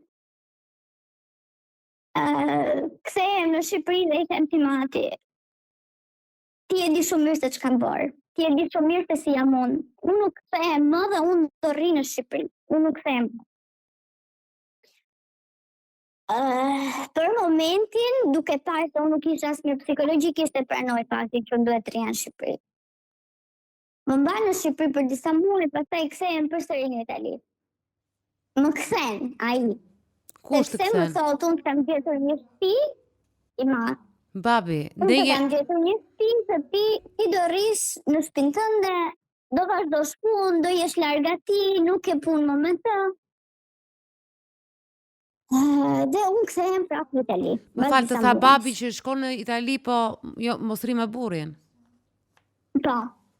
Po mirë, pas ka ndryshuar pak. Më bëri të sigurt që unë nuk do kisha më punë me ta. Thjesht unë do vazhdoja jetën time, do rrisja fëmijën tim, do gjeja një punë. Dhe shtëpinë ma kishte gjetur ai. Babi. Po. Përmjet njohje vetveta, më kishte gjetur një shtëpi, e kishte paguar ai, çdo gjë ishte në rregull. Okej, erdhe në Itali, ç'a ndodhi? Në Itali, ishim duke parë që unë po ecë sepse gjeta punë, punoja, vajzën e kisha mirë, e këja në shkollë. Ai shpik një histori si kur ai ka gjetur mesazhe, shpirje, nuk e di, do me thënë e ka bërë fakt kryer që unë pas kam pasur dikë tjetër, edhe pse s'ka qenë kurrë vërtet. Edhe u amush mendjen, do me thënë prindërve të mi që është e bërë, ajo e ka bërë, unë kam fakte. Që ke tradhuar. Po, nuk e di se si ai ka mundur, sepse është një gjë e pamundur, kur se kam bërë nuk them do të kam bërë. Ai më kontrollonte dhe ajrin shërtisja, ku e kisha tradhuar unë atë. Më fal një sekondë, se më duket ndonjëherë kështu si filma të çuditshëm. Si e ka bindur familjen tënde që ke tradhuar? Se bindet me foto, me mesazhe. Ç'a ka bërë? Ashtu nuk e kuptoj. Do me thënë prindrit e mi akoma sot e kësaj dite thonë ai na çoi foto, ai na çoi mesazhe. Po do me thënë nuk e di se si, nuk e di kë ka shpikur ai, që unë e pas kam tradhuar. Prindrit e mi binden dhe më detyrojnë që unë të kthehem me forcë pranë ai. Nuk e pas ka pasur fajin ai, që ai të pas ka rrahur ty, ai ka qenë jo, ti që ti e pas ke tradhuar. Në hiqin nga puna, nuk më çonin më në punë, nuk më ndihmonin më me vajzën. Më fal, prindrit tash një sekondë, ishin në Itali, ata ishin në Shqipëri? Se personin që më kishin gjetur shtëpinë e kishin të njohurin e vet i dhanë urdhër që ti do ta nxjerrësh dhe nga shtëpia që ta detyrosh të kthehet. Më mbyllën telefonin, më thanë ti po u ktheve në Shqipëri, ta dish se nuk do të përfundoj mirë. Këtë që ti duhet të kthehesh atje me çdo kusht. Ti edhe të kishe tradhuar vërtet, është normale kjo. Arriti puna që edhe për nari shtëpisë më dha një afat fundit, sa brenda javës si duhet të vizësh se duhet ikësh. Unë kisha 10 ditë që kurse e kisha ti me bi në kushte të liruesme, pa bukë në shtëpi, po flasin tani trot. Porta çdo lloj porte ishte mbyllur, domethënë unë kërkoja ndihmë të familjar, kërkoja ndihmë të kushërit, të njerëz që njihja, domethënë më thonin, duam të të ndihmojmë, po të ndihmojmë do se po e morën vesh, do merren me ne pastaj. Pastaj e gjej vende shumë të dobët dhe detyrohen të marrë fjatin e vajzës time në telefon. Mbas shumë muaj që unë i kisha shkutur marrëdhëniet me të, s'kisha asnjë lloj kontakti. E marrë në telefon dhe i them, e fundit, hajde merre vajzën dhe unë do bëj zgjidhje si do bëj, po të paktën ta di që fëmijën nuk e kam rrugëve. Bijem dakord që pranon që të nesër me do vinte të merrte vajzën. Sa vjeç ishte vajza? Ka qenë 3 vjeç e gjysmë. Gati, domethënë gati 4 vjeç. Atë natë, domethënë vetëm ideja që mua ai do më merrte vajzën pas gjithë atyre që më kishte bërë, nuk shihja më. Se ndihesha vetëm në këtë botë, çdo lloj dere që unë kisha trokitur ishte mbyllur, unë kisha afatin e fundit për të dalë nga shtëpia. Dhe ngjitem në çatin e pallatit ku unë jeta. Ngjitem aty dhe me vendimin që do jepja fund jetës. Më fal, ti po ngjishe shkallë, po shkojnë të rasë të vrisje veten, e kishe ndar mendjen.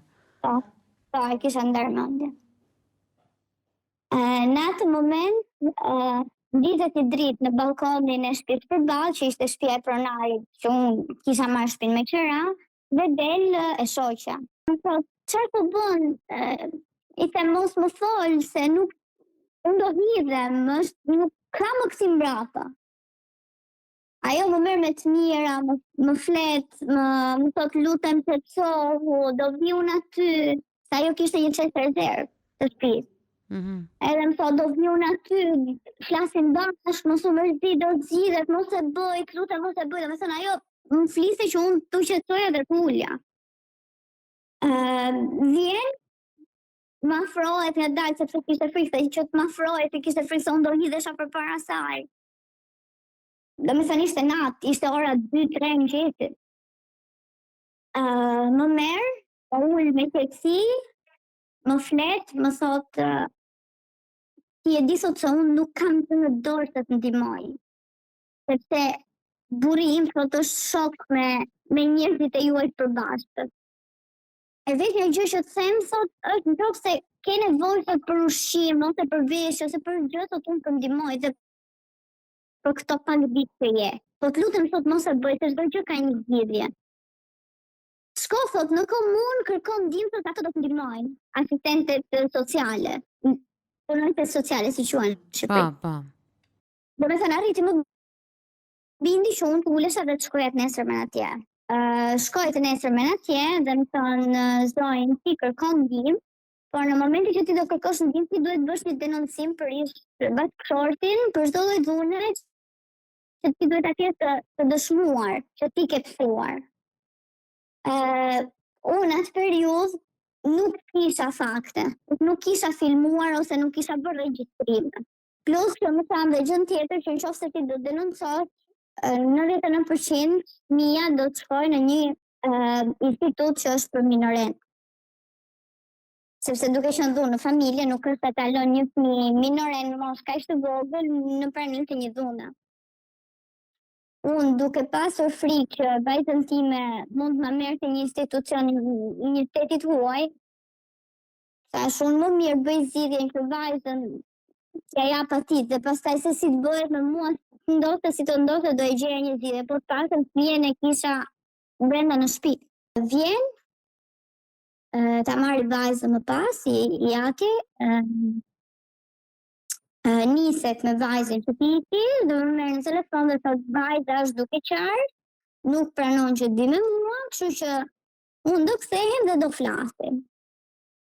Kthehet, flasim, ai fillon të bëj rolin e atij njeriu që kur ta kishe bërë, që do fillojmë nga e para, ç'ke ti, qetësohu, do vazhdojmë një jetë të re, çka ka kaluar, ta lëm mbrapa. Domethënë, ishte shumë i besueshëm në atë që po bënte, pavarësisht se çdo lloj gjëje që më thonte mua më dukej një gënjeshtër shumë e bukur për të besuar. Duke qenë se situata ishte atje dhe unë nuk kisha ku shkoja tjetër, kthehem prapë me të. Kur kthehem me të, jo vetëm që situata nuk u përmirësua, por ai kishte ndryshuar dhe ishte bërë një njeri më i keq se ç'ishte më përpara. Dhuna nuk më ndale prapë, domethënë ai më konsideronte në shtëpi thjesht një shoqëtore dhe më kishte thënë hapur që unë ta marr thjesht për të mbajtur në shtëpi fëmin tim, si për mua që nuk ke asnjë lloj vlere si grua. Dhe pas shumë peripecish që nuk po ndaleshin ofendimet, çarjet, presionet, dhuna fizike, herën e fundit ai më thyen krahun. Të thyen krahun? Domethënë ai më thyn, po më ulur në divan me forcë, unë rrosh krahas dhe thyej dorën. Nuk pranon të asë më shante në spital. Dhe unë duke parë që dora po më frye jashtëzakonisht shumë dhe kisha dhimbje, i them, të lutem shko lajmëro dikën të më vit më thënë në spital. Se për ndryshe i thash unë do marr policin telefon. Duke parë që unë që ai përmenda policin, ai shkon lajmëron një komshie shqiptare me cilën unë kisha folur paraprakisht, domethënë një 2 llafë sepse nuk e njihja. Ajo e dinte pak a shumë historinë time. Dhe pranon të na çojë në spital. Shkojmë në spital, mbas kësaj situate, unë nuk flisja fare ndërkohë me prindrit e mi, domethënë kisha mbyllur çdo lloj marrëdhënie me familjen time. Me familjen tënde i kishe mbyllur që tek ato që ti thua, ato hipotezat e ti për tradhtin. Po, pas disa ditësh, gati një javë, unë po fliste me një shoqe që kisha bërë ndërkohë që punoja, ku ktheva në Itali herën e fundit. Që shoqja italiane do po fliste me të. Dhe nuk e kisha parë, porque më kishte marrë gjatë gjithë kohës në telefon dhe më kishte çuar mesazhe, edhe po fliste në telefon. Ndërpres bisedën me shoqen dhe lexoj çfarë më kishte shkruar. Dhe më thotë që vetëm më farsha në shtëpi, se këtë herë do të vras me duart e mia. Më thotë që do të vrasu se më nxive jetën, me këto flet, ke bërë dashnor, mesazhe nga më të shpifura. Duke parë situatën se si ai ishte shndruar herën e fundit që unë ktheva, kisha shumë frikë. Duke u nisur edhe nga rasti që unë isha me dorën alçi. Edhe i them shoqes time, unë duhet ta mbyll urgjent, i them telefonatën, sepse ai po vjen edhe më ka shkruar kështu. Edhe ajo më thot, më dërgo mesazhe, sepse unë duhet ta lexoj, dhe unë i them, po ti nuk kupton shqip. Ajo më thot, jo, ma si ka gjë, unë do ta bëj translate dhe do e kuptoj. Nuk më thot asgjë, merr mesazhin tim, duke qenë se ajo histori pak a shumë i dinte, sepse unë ja kisha treguar dhe të kaluarën çfarë më kishte bërë. Shkon në polici dhe sinjalon që atje ka dhënë familje me një minore presente. Mas 20 minutash nuk vjen policia në shtëpi. Shkon shoqja jote, pra shoqja italiane, merr mesazhin edhe më në fund diku shkoi në polici mbas ti kalvari, vuajt ti është dhe dhune. Vjen policia në shtëpi dhe më pyet, është e vërtetë sepse ne kemi marrë një sinjalacion dhe i them, në atë moment doja më të thoj ajo, sinqerisht. Isha aq e lodhur, kisha aq shumë frikë se ai mund më priste kokën përpara vajzës time, sa nuk doja më të thoj ajo. Policia më jep urdhër që unë të paketoj gjërat e mia dhe të nisem me to, ndërkohë që unë nuk pranoja sepse unë nuk e kisha vajzën prezente. Dhe kisha frikë se ai mund të bënte diçka, mund të merrte vajzën, mund të rrajtise dhe unë fëmin tim se shija më. Deshi fati, ai erdhi shumë shpejt. Dhe vajzën ja tërhoqëm nga krau sepse nuk donte ta jepte, paketojmë gjërat edhe nisemi. Në atë moment, më thonë në stacionin e policisë dhe më thonë vetëm që unë duhet ta denoncoja, sepse unë sinqerisht nuk doja të denoncoja. Sepse po të hyje në për kalvarin e gjyqjeve këtu me sa kisha dëgjuar, ishte shumë vështirë të dilje. Pas një lloj mbështetje, pas njëri që të rinte afër, mu dukte gjëja më e pamundur në botë. Por më thonë, më vjen me shpatlla pas murit, sepse më thonë, nëse ti nuk e denoncon, vajza automatikisht do të shkojë në një institucion për fëmijët minoren. Bëra denoncimin dhe mbas asaj ferri që shpëtova mbas 8 vitesh, përballem me një ferr tjetër.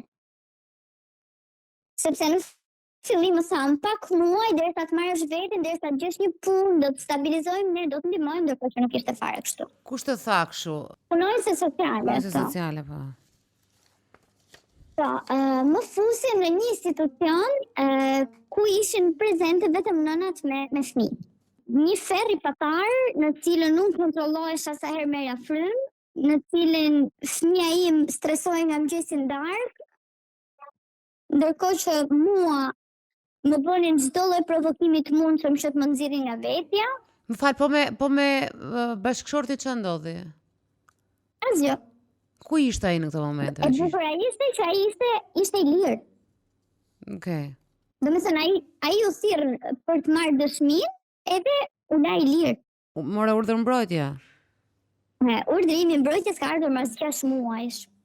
Qartë. Po domethënë më larguan dhe më çuan në një qendër e cila ishte shumë afër nga ku punonte ai. Dhe unë i thoja nga mëngjesi në darkë, më largoni sepse jam shumë afër, jam ekspozuar, ai do më gjej, dhe po më gjeti do më vrasi. Asnjëri nuk e mori për bazë, më shpëlluan ta punonjëse sociale shumë të këqija, duke parë se vajza nuk ishte mirë psikologjikisht, mbas gjithë atij tmerri që kishte përjetuar në gjithë ato vite. Ishte shumë e stresuar, qante vazhdimisht, ishte shumë e irrituar si fëmijë, ishte pabindur, nuk pranonte të hante. E pash ishte shumë keq gjendja dhe unë i them, vajza ka nevojë për një vizitë psikologjike.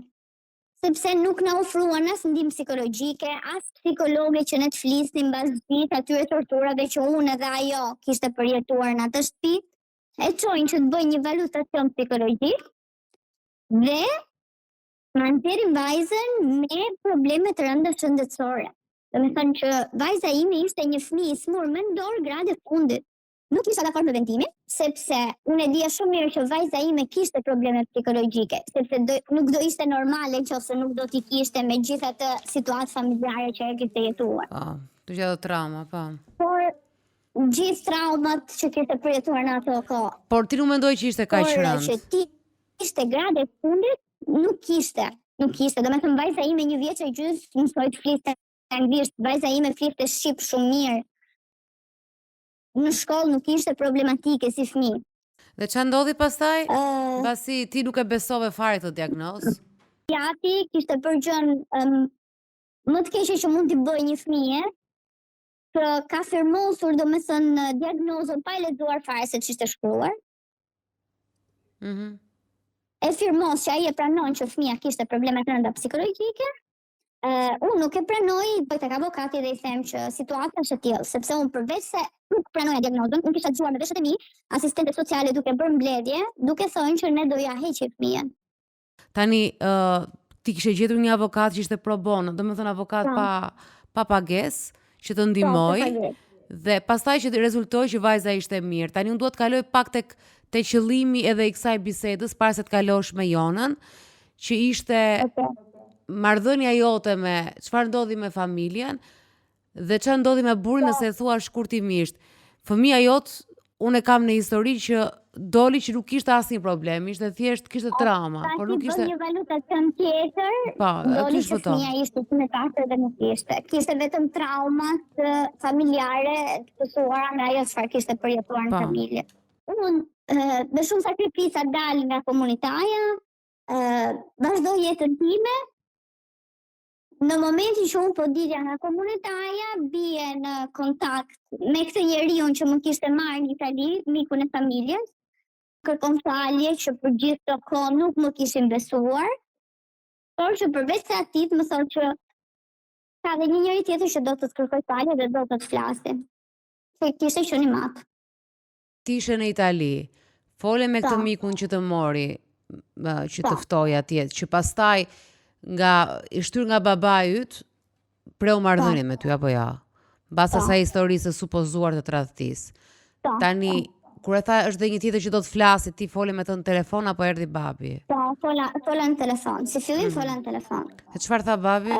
Ishte shumë, domethënë i keqardhur, që ai më kishte akuzuar mua pa të drejtë dhe ka thënë që kur ka lexuar ato që ishin shkruar nëpër dokumenta, për denoncimin që unë bëra dhe për çdo gjë që ishte thënë deputat, ai ndjej shumë fajtor.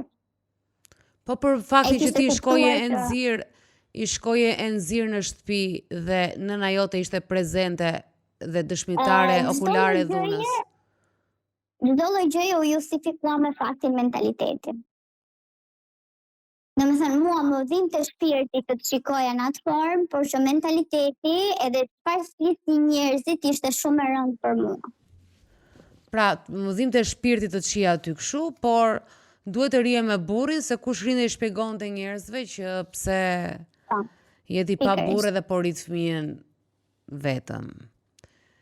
Edhe pse ai të qëllonte dhe ti dështoje nga shkelmat. Po, domethënë ai thoshte mentalitet. Po, në fakt mentaliteti kujt? Kishe familje që ndërhynte shumë? Nisi. Familja, shoqëria e atij që rrethonin, domethënë ishte njerëz që fusnin vërtet shumë hundët në familjen tonë për keq. E ke ndjerë dhe ti këtë? Domethënë, e kam ndjerë shumë. Sepse vini dhe ma thonin dhe mua në fytyrë. Qa ndodhi? Qa po bën tani? Ke një histori që është vërtet e rëndë shumë. Po, për momenti, para se të kalosh pak të Jona, qa e duke bërë tani? Unë dola nga komunitaja, që bëbë një punë, zoti ma deshi që të takoj një njeri tjetër, ma shumë vite që unë e kisha ndarë mëndin që në jetën time nuk do fusja më njeri tjetër, Kam gjetur një njeri që sinqerisht në jetën time ka sjell diellin. Bravo. Edhe më ka bërë që të kuptoj vërtet se ç'ishte dashuria, ajo që unë nuk e kam përjetuar. Mia im sot i sret babi. Sa më bëhet shefi, goca është mirë. Goca është mirë, vazhdon seansat psikologjike me psikologe, domethënë është rikthyer në jetë. Në momentin që ai njeri është futur në jetën tona, vajza ime ka ndryshuar shumë. Me prindrit tani je okay. Me prindrit jam okay, flasim, komunikojmë, po sado domethënë edhe pse flas me to, nuk ka ngel ajo pengu në zemër që si duhet ndodhte gjithë kjo. Mund të ishte evituar e gjitha. Ke të drejtë. Edhe një pyetje e fundit dhe kalojmë te Kiona se dua të kam merakun që çka ka ndodhur me gjithë ta njerëz protagonistë në historinë tënde, po me ish bashkëshortin dhe babain e fëmijës? Jeton i lirë, nuk i është dhënë asnjë masë lëshkuese, është martuar me dikë tjetër, vazhdon jetën e tij. Domethënë ka takime të rregullta sepse gjykata në Shqipëri dha të drejtën të takojë dhe të bien dhe ta marrë edhe në shtëpi. Dhe kështu, domethënë e kam parasyve gjithmonë. Është i rregull me fëmijën? I rregullt, domethënë e përdor si trofe. Asgjë më shumë. Jona. Jo, do shkoj prapë te origjina, aty ku e kemi nisë edhe temën. Edhe do ta pyes Belon nëse ka ndier ndonjëherë dashuritë prindërore në atë shtëpi përpara, sepse gjithë to rikthime që ti ke bër vazhdimisht më bëjnë të kuptoj që diçka ke gjetur apo thjesht nuk e pasur mundësi tjetër që ke shkuar atje, ke parë si mundësinë e vetme, të afërm tjerë që mund të mbështesnin, pse pikërisht zgjidhja një shtëpi ku refuzoi kthimi, ku shkoje në atë gjendje dhe dua të di pak elemente që ty të shtynin të shkoj atje vazhdimisht. Elementi që më shtynte të shkoja ishte thjesht refuzimi nga ana e prindërve të mi që të pranonin situatën. Domethënë për ato nuk ekzistonte, ishte një gjë kalimtare. Ai do qetësohet, rëndësi ka që ti mos flasësh shumë. Çfarë ndodhte me ty emocionalisht dhe psikologjikisht? Domethënë dua të di. Unë ndjesha shumë e rënduar, unë ndjesha e mbyllur, dhe unë nuk kisha me të flisja. Unë nuk kisha një familjar që të më dilte krah. Po reagimet Unë nuk kisha një njerëz që të më thonte ti ndihesh keq, fol me mua, unë nuk kisha me asnjëri. Reagimet e motrave, vëllezërve, si ishin kur ti përjetoi gjithë këtë? Domethënë ndiqnin turmën. Në momentin që i mati jepte urdhër për diçka, ishte pa diskutueshme. Pra tek ty kishte një ndikim shumë të madh fjala e babit gjithsesi. Të duke normale me së gjithë kësaj situate. Edhe vetëm zgjidhja ishte të kthehesh atje sepse nuk kisha asnjë derë tjetër hapur. Pra ishte pamundësia. Po. Mendon se partneri yt, momenti që ka parë situatën tënde familjare, ka kuptuar që babai do të jepte të drejtë në shumë gjëra që në fakt duken shumë absurde, ka marrë për të mirëqenë që mund të përdorte influencë, ndikim, dhunë, çdo gjë. Është shumë e vërtetë sepse ma thoshte edhe në momentin e sherrave që ne bëndim që ty kur nuk të do familja ime, çfarë pret të dua unë. Një plagë e dytë, përveç asaj që familja nuk të mbështeste, por kur të dëgjoj edhe këtë fjalë nga një person që të dënonte sistematikisht. Gjatë Është vërtet shumë e rëndë. Rrëfimit tënd, domethënë patjetër mund të ketë edhe momente tjera përveç këtyre që tregon, që të kanë krijuar një farë bindje se gjërat mund të ndryshojnë. Përndryshe nuk i jap dot kuptim ose pse ka ndodhur momenti kur ti ke pasur mundësinë të largohesh e vetme. Mes gjithë kësaj, telefonata e partnerit që i bëre për ta marrë me vete. Unë ndjeva shumë e dobët në ato momente të niseta vetëm dhe më dhimbte se i në di. Atë më fal, se unë e thashë pak më parë. E ka menduar si nën, sepse ishte shtatzan të radh me një fëmijë që po rritet dhe ka menduar si nën se e ka menduar që nuk është e drejtë ndoshta, po shkoj në mendjen tënde se e mendoj dhe unë. Jo, mendojnë shumë nëna kështu. Po, Jo, që nuk është e pavarësisht se drejtë din. të iki unë të marr një vendim për atë fëmijë, ndërkohë që ai mund të jetë vërtet i keq me mua, por meriton ky fëmijë të ketë babain dhe babai meriton të ketë vajzën. Kjo mund të ketë qenë, po mos ishte shtatzan nuk do ta kishte marrë, besoj. Apo jo? Jo, janë të njëjtat fjalë që kam menduar dhe unë. Kam frikë mos je përfshirë ndoshta edhe në një sindrom që quhet sindroma e famshme e Stockholmit, që ti fillon dhe nga nevoja e madhe që ke, mungesa për krahjes, fillon edhe shikon atë personin abuzues si dikë që mundet të përmbush në aspekte tjera. Nuk më përmbushte në asnjë lloj aspekti. Ishte vetëm ideja që më vinte gjëna për vajzën, që ajo do të linte e vetme pa pasur fjatin, ose ai mos të njëjtë të vijë. The që kanë lënë dhe gjurmë, më thënë fakti që prindi nuk të kanë mbështetur në atë moment, po i kalon tani këto, po reflekton tani, se çfarë ka ndodhur me ty? Apo ke qenë koshient edhe në momente që ka ndodhur, në 8 vite? Në momentin që ka ndodhur, të them të drejtën, nuk e analizoja kaq thellë situatën. Në momentin që unë kam filluar të kuptoj dhe të analizoj situatën time, ka qenë në momentin që unë jam shkutur nga e gjithë situata që po jetoja. Ne kemi të bëjmë me prindër relativisht të rinj, sepse Bela është 31 vjeç. Kështu që nuk janë një moshë shumë e avancuar për kohën, domethënë kur kanë lindur ose themi mund të ishin ende në gjendje që ta parandalonin këtë lloj mendësie, duke marrë në konsiderat që kishte shumë lëvizje në atë kohë. Njerëzit fillonin dilnin, pavarësisht se ka jetuar këtu. Domethënë nuk e di nëse ka jetuar në periferi apo në Tiranë. Nuk e di, në Tiranë ke jetuar në qendër apo periferi? Që në zonën mund ta kuptojmë pak faktin që kam pas mundësi të ecim përpara me. Më fal, të bëj një pyetje se më çudit kjo. Ti ke jetuar se ti je 31 vjeç, kështu që je brez mbas 9 vjetës, dhe ke jetuar këtu në qendër në Tiranë, dhe babai donte të fejonte ty që 18 vjeç. Ku ndodhte kjo? Pse familja jote nuk e dëgjoj gjithmonë më rrallë të gjë? Dhe bukura ishte që shihesh me i kafe dhe fejohesh. Ishte gjë, dhe pastaj gjëja tjetër kontradiktore e kësaj ishte që donte të më çonte në shkollë. Domethënë, edhe nëse do të fejohesha, duhet vazhdoja të zbëm shkollë. Që kanë qenë shtyrë nga çfarë shihnin përreth, familjarët e tjerë që i fejonin vajzat shumë të vogla. Po brenda shtëpisë tua çfarë ndodhte, Bela? Domethënë e kuptoj opinionin ose gjëra që dilin jashtë shtëpisë, të tjerët mund t'i merrnin vesh. Po brenda shtëpisë kishte, domethënë momente që ti e kuptoj se prindërit e mi nuk janë njësoj si brenda dhe jashtë. Pra kishte trajtim ndryshe, ty të bënte konfuze rritja. Më bënte konfuze sepse domethënë përballë njerëzve të tjerë reagonin, domethënë ato prindit shembullor, ne bëjmë këto për fëmijët tonë janë kështu, janë ashtu.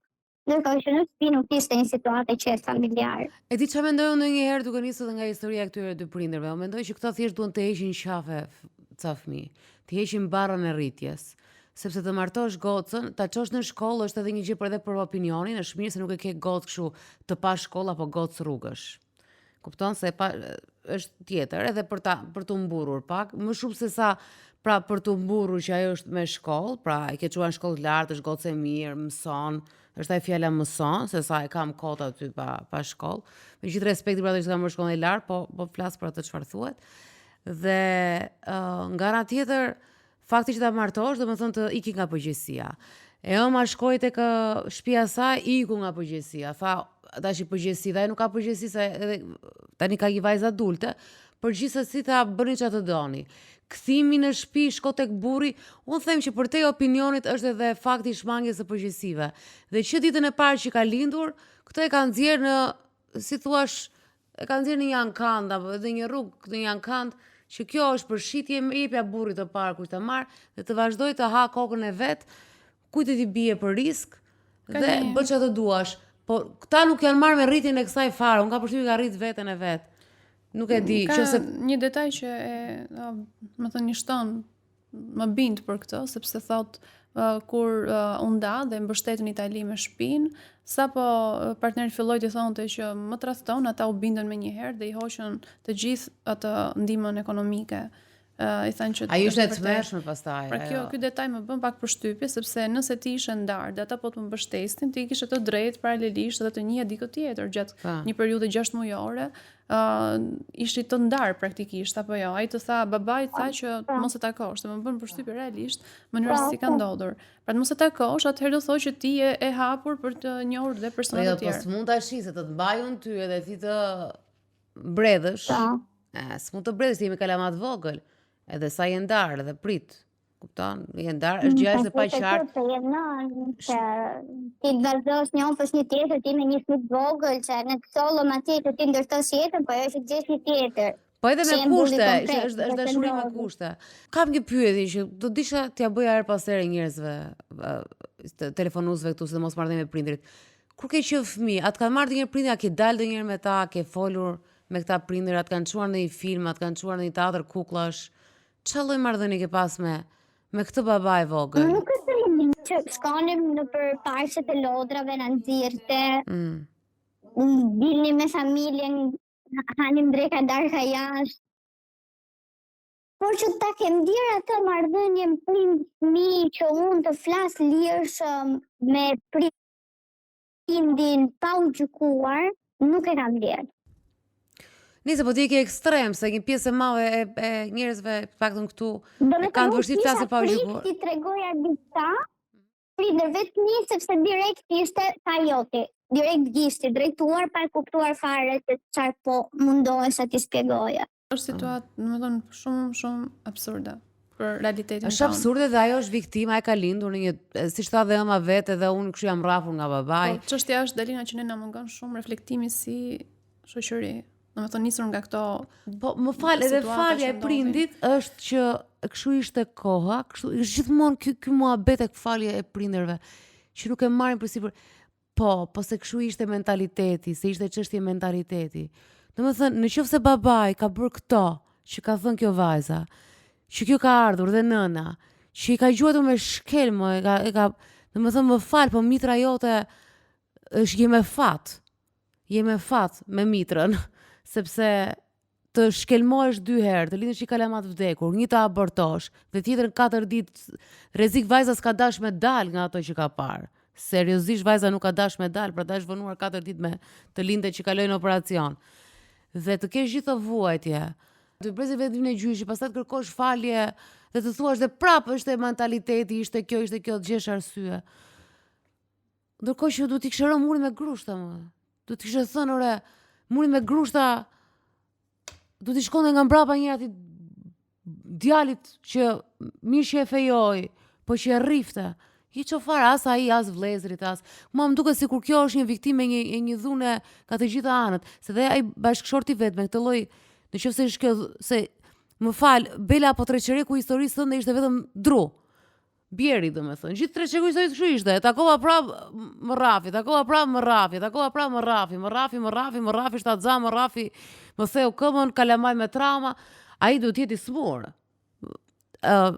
Jona nuk vë diagnoza, unë e vë, më vjen shumë keq. Ai është i smur, ai s'është normal. Është fatkesi, është domethënë ka qenë një fatkesi, por nga ana tjetër paktën i bekuar tani me një partner që është ka dhe dritë në fund të tunelit, ti ke njohur dikë, që është lajm i bukur, që është baba shumë i mirë për vajzën tënde, se ky është një lajm shumë i rëndësishëm, që vajza jote po bëhet më mirë. Nuk e di çfarë ndikimi ka gjithë kjo peripeci historish dhune pafund tek ty sot.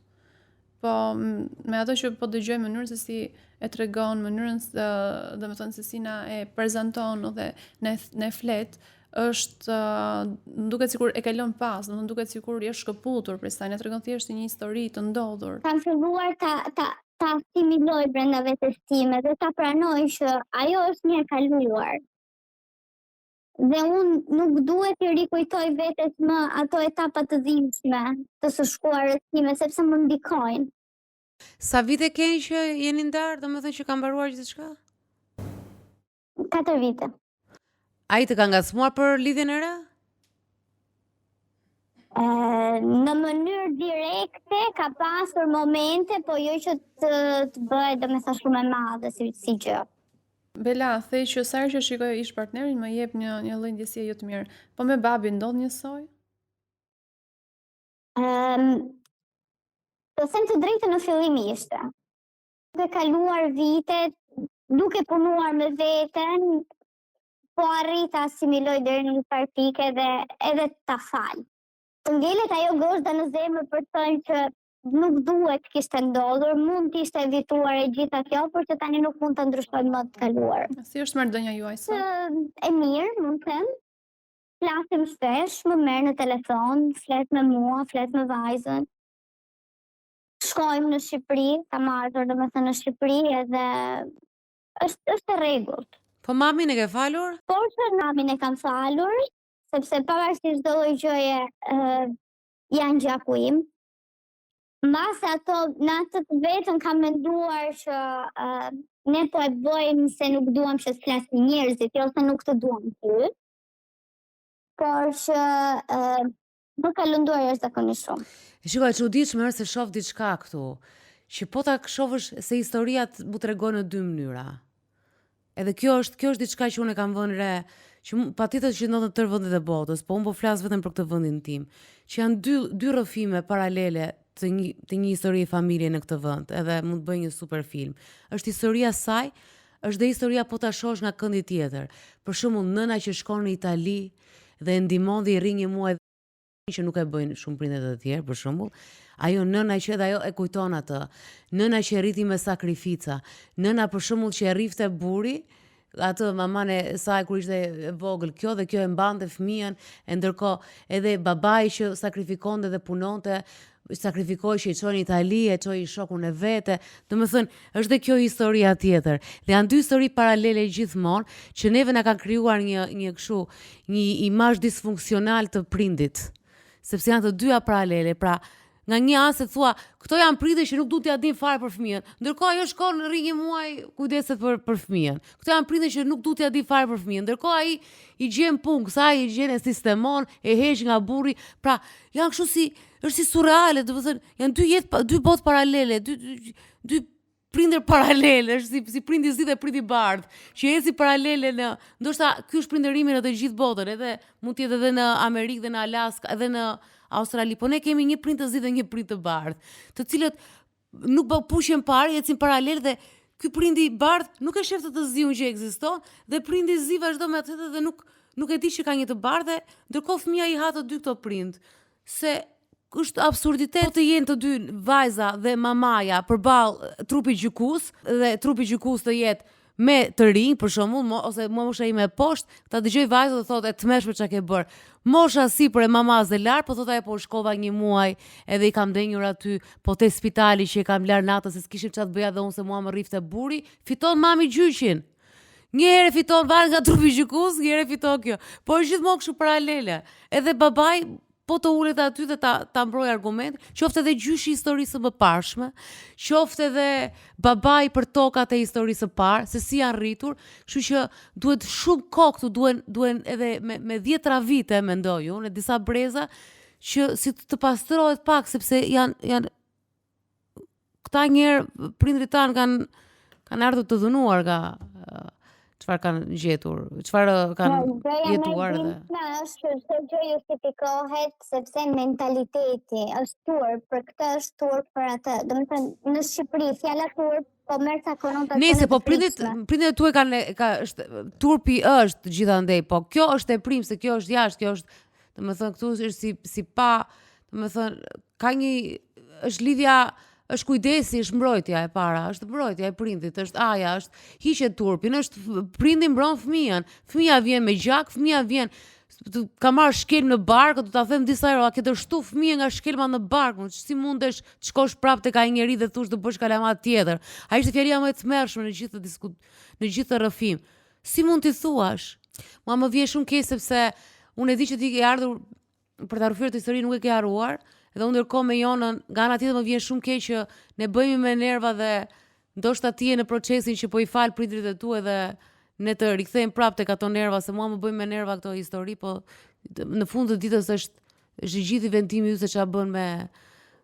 Por mua falja sikur ndihmon, apo jo, ndihmon falja, po ti të falje.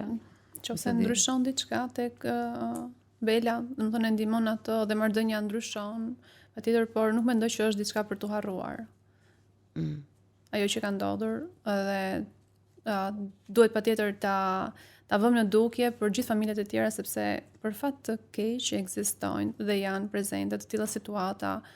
Të paktën ne i dëgjojmë se kemi punën e tillë dhe për njerëzit e tjerë duken dhe shikojnë nga familja e tyre, që mund të jetë më e shëndetshme se kjo që ne po hasim këtu. Por që ekzistojnë dhe janë prezente janë. Pra nuk mund të ti kalojmë vetëm me faktin që do vi një kohë, gjërat do rregullojnë jetën e fëmijës dhe ne thjesht do ta falim këtë gjë, dhe ta kalojmë kështu. Sepse ka dhe modele përsëritse. Ne kemi nga ana tjetër për shembull ish partnerin e saj që është një moshë të re dhe ka të njëjtën mënyrë të mendimit. Dhe ai do ta i kaloj nëse nuk do të kenë fat fëmijët e tij që ta ndalojnë këtë gjë. Sa vjeç ka qenë ish partneri yt kur u njohët ju? 19, pak a shumë. Po për këtë ja të dy kalamaj dhe më habite dhe fakti se dhe familja e tij nuk është më mirë. Tash ti e takon atë pi një kafe, ai 19 vjeç, në 2000 ca po flasit për 1800-ët. Edhe kjo tash hajde martoni, ju thotë ai po, ai se merr vesh fare, ai se di ku është. Jo për ta mbrojtur sepse ka 19 vjeçar që nuk prekin një miz. Domethënë ai prap atë dhunën nuk justifikohet çdo lloj moshe. Por që kanë fjalën edhe ai është futur, këta të dy janë futur në një gjë që këtu fillon problemi. Problemi ka filluar që i ka lind gocat familje herë, siç e tha ajo, po problemi tjetër ja fut të dy në një marrëdhënie që asnjë s'donte me qenë marrëdhënie. Sa ai s'ka dash. Ai s'ka ditë Një presion tjetër shoqëror, që vajzat dhe djemt futen në marrëdhënie që nuk janë gati. Ai rrezik edhe babai vetë rrifte përderisa duket normale përderisa të rrinin aty. Perceptohet sikur të martohesh është një fitore, një arritje. Po çish, Pavarësisht se si ti angazhohesh në atë marrëdhënie. po fal, po një gocë 17 vjeç, një gocë 17 vjeç, i çun 19 vjeç, i çun 16 vjeç. Ai është kalama fare. Dhe të dy kalama, edhe prandaj më hapi dhe familja e tij që pa pritur ai pi kafe thotë hajde martoni. Kanë rënë edhe ata egoistë, se është egoizëm këtu, se unë mendoj që edhe familja ka dashuri me kushte, nuk janë të bukura këto këngët e dashurisë pa kushtëzuar, por ka shumë kushte dhe familja. Bela, mua më vjen shumë mirë që ti të paktën je bekuar, tash je bekuar me lirin, është e para. Punë ke të mirë, si je tani me punën? Po, tani punoj në një administrat, në një aziendë këtu në Itali. Po je kënaqur? Po, jam shumë e kënaqur. Okej, ke paqe. Domethënë kam gjetur një punë stabil, marr një rrogë të mirë. Kam një familje të mrekullueshme, më në fund atë familjen që e kam ndruar gjithmonë ta kem. A ke pas dyshime a e meritoj apo jo këtë familje? Të them të drejtën po. Sepse ai njeri që kam pasur në krah më ka bërë që ta humb vlerësimin për veten, domethënë të mos shihem më në pasqyrë. Kam pasur një periudhë që unë urreja veten dhe të shiha dot më në pasqyrë. Mëshme, dhe megjithatë ke gjetë paqen. Fakti që nuk zgjohesh të nesërmen me terror që çdo ke gjetur paqe dhe kjo është shumë e rëndësishme. Bela, unë falenderoj shumë për historinë. Ishte një histori e gjatë, një histori që kur fillova të thoja, kur të ndërpreva në atë moment, thash ti bi më shkurt, thash unë po dëgjoj një histori dhe s'po rri këtu në karrige do të se është çika histori e gjatë, po ti ndërkohë imagjino që e ke vuajtur të kaq vite.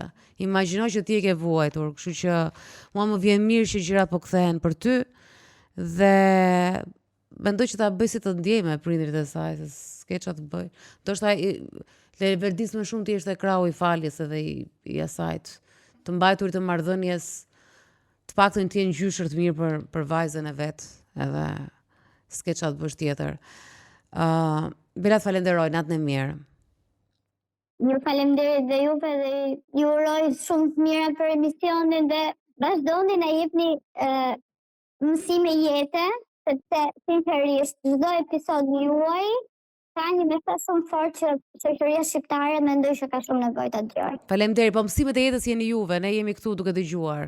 Ju jeni mësimet e jetës, me atë çfarë keni bërë, me vendimet që keni marrë dhe me jetën që si u është transformuar, kështu që ju jeni mësimet, ne këtu kemi mundësuar që mësimet të vinë.